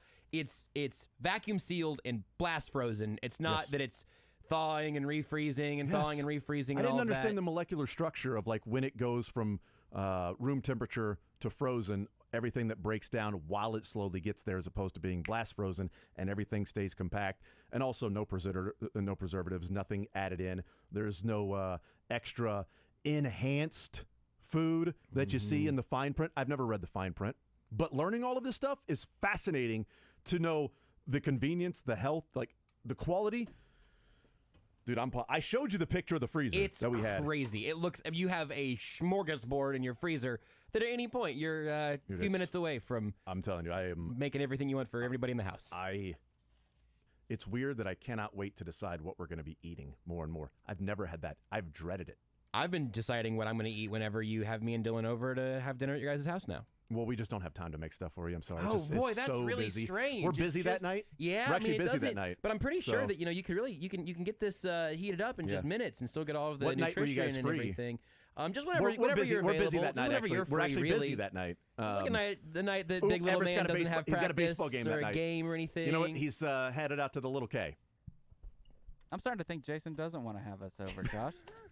I totally do. Whoa! Hey, come on, Dylan. Totally do. That's right. reckless. I know, I'm sorry. That's irresponsible. Oh, man. I'm so excited about one night, everybody what they wanted to eat had what they wanted to eat. That's amazing. I can't get that to work with 2 people most of the time. I can't get that to work with one. That's also true. How often do you just stand in front of your fridge, just arms on your side, just kind of looking around going, well, that's not going to be it. If I knew I had a freezer full of just anything your heart desires. I thought about this. I thought about this morning as I was getting stuff for the kids, and I'm like, I haven't looked in the pantry in like 6 days. It's amazing. I used to always just go to the pantry, like, what do we have? What can I make? Oh, God, I'm so sorry. I think we got to do a sports radio show. I'm not sure, but I'm hungry. Seriously, dude. It's been unbelievable. It's less than a week in. I can't. GuaranteedFoods.com. Guaranteed. Well, if you want to go there. If you want to check it out. If that interests you. If oh my, it's not even the surface of everything. It's unbelievable. Let's go to Paul next up. Sports or leisure. Let's get some winners. Sports or leisure. 913-381-810. Paul, what category are you wanting? What side do you want to start with? I was thinking movies because I dated a girl named Barbie Oppenheimer for a while. But I'll be honest with you, she was a blast, but her personality was very plastic. And you're going the Johnnies. Let's go ahead and just give him 20. That was a better contribution to the show than any else given. You know, I think Paul's the guy that when he opens up the refrigerator, the lights come on. He's got a 5. He's got a tight 5. That light comes on. He's ready to go. That's right, ladies and gentlemen. That's good deal. Tip your bar and wait staff, please. Tip Dylan. What side do you want to start with, Paul? I'm going to go with the Queen's dog question. Oh, all right. What bootylicious Welsh breed did the Queen fall in love with in 1933? Was that a corgi? It was indeed a corgi. The Pembroke Welsh corgi, to be precise, but you did not need to be precise. Why is it bootylicious? I thought there was a play on like Beyonce or something. Nah, they just have little wiggly butts. Okay, yeah, that's why I was thrown off. I'm like, Beyonce. Really, Destiny's Child. Is anything here? Fergie doing Beyonce. I don't know. Bootylicious. Body's bootylicious for you, babe. I'm not ready. Will I am. I'm not ready for the jelly. Is there something with jelly? It's Queen Bees? I don't know. No, it was just. Sorry. Okay, it's just good. How they were described in a thing I saw, so I just quoted that directly because I like calling a dog bootylicious. That's right, and as you should. On to the sports side, Paul. What you thinking? Give me the categories again. Yep, no problem. It's Major League Baseball, You're Jokicing Me, and then NBA Draft. The three local schools, KU, K-State, and Mizzou, are the NBA Draft questions. I've got to go with MLB, I think. MLB for you. Okay, let's go with this one.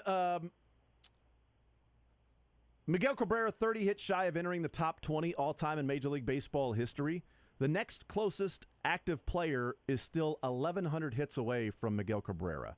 Who is the next closest active player behind Miguel Cabrera in hits? Look at how bootylicious this dog is. That is a bootylicious dog. Thank you. I'm not ready for that, Jelly. Active player. Active player, 1,100 hits behind Miguel Cabrera. Gotta be an old guy. Hasn't been active a lot this year, but he is now.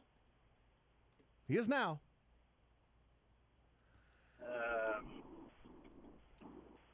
And the Royals just missed him. Just missed him. Wait a minute. He just played Detroit, right? So he's. Yep, not Detroit. Royals just missed him for Detroit. Is it Nelson Cruz? It is not. Paul, thank you for playing, man. I appreciate it. Let's go to the and by the way, Paul, thank you for the great contribution to the show. Yeah, great contribution. That's really what matters the most, Paul, is that you're a part of the show now. Okay? Jason, Josh, Dylan, Avery, and Paul.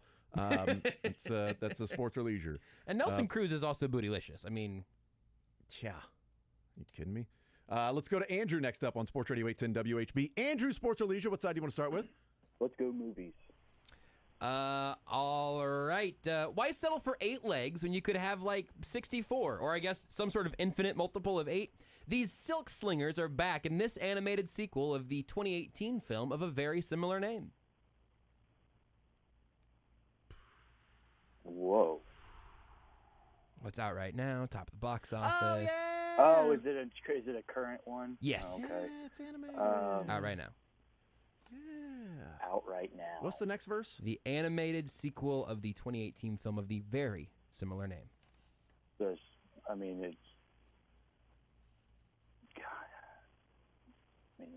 feel like it's obvious, but you can talk through it. I'm not going to count any of these as official guesses. I want to know where you're at. I know that Spider-Man was out, but yeah, the Spider-Verse. Mm-hmm. I don't know what the sequel is actually called though. Well, I'm gonna tell you the original one that you're very close to is called Spider-Man Into the Spider-Verse. Okay. The sequel has one word different, and it's not Spider or Man or Spider-Verse. Okay, so is it like a? Okay. Oh gosh. I see it. I can see the picture of the. You ever go through all your prepositions and like when you're learning all of those? I still have some of them. It's not aboard of the Spider-Verse. But do you ever travel the country? Aboard the country? No. Across. Hey, what would that? Hold on. What would that make the title? The whole thing would be. What would that mean? Spider-Man Across the Spider-Verse. Yeah! Well done. Got there all by yourself. Got you can lead a horse to water, but Jason can drink. Oh man, you can take them all the way across the verse. Jason's getting choked up thinking about how good of an answer. On to the is that a winner? That's right. On to the sports side, we got Major League Baseball. The question that's out there: You're Jokicing Me and NBA Draft. So NBA Draft KU. NBA Draft KU for you. Let's go with this one. Before Ochai and Brown last year, who were the last pair of KU teammates to be drafted in the first round? Oh, that's a good one. Thank you. That's a couple people told me that's a good one. Take that, Josh. You've yet to hear that that's a good one. Everybody's been laughing at your stupid questions. Man. Last pair of teammates drafted in the first round? Let's see. Devontae went late in the second round, so it's not him. Spee was the same year. I don't think Dotson was taken in the first round, but Azubuike, I think, was. They weren't far away from each other when they were drafted. They weren't far away from each other. Yep, pretty close. Pretty close. Pretty close. Now, were they possibly one in the lottery, one out of the lottery? They were possibly both in the lottery. Okay. Were they brothers? They were not.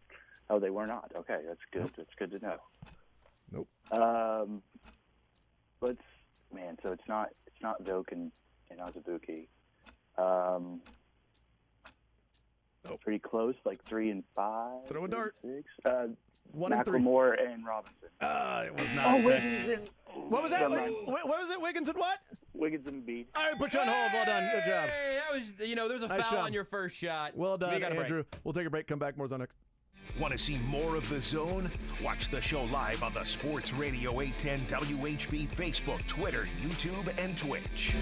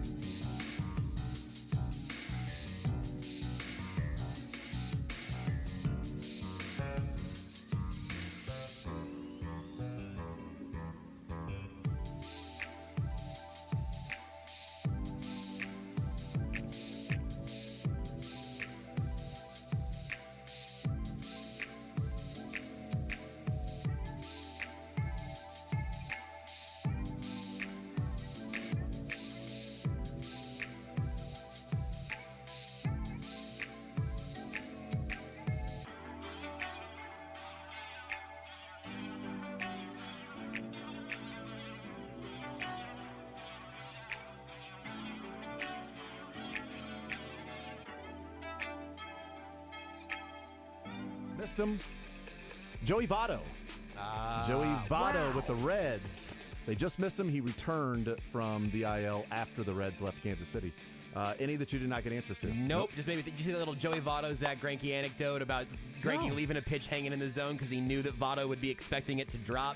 I think Rustin Dodd wrote about Greinke again. Good story, good read. Love that, man. That is awesome. 4 o'clock, Johnny's Tavern. Todd Lebo and Dylan will be heading out there, K10 and Ridgeview. Enjoy it. Enjoy the NBA draft tonight, 6 o'clock right here on Sports Radio 810 WHB. The program next. Hey, Jayhawk fans, this Thursday you'll have a chance to win a tailgate setup for the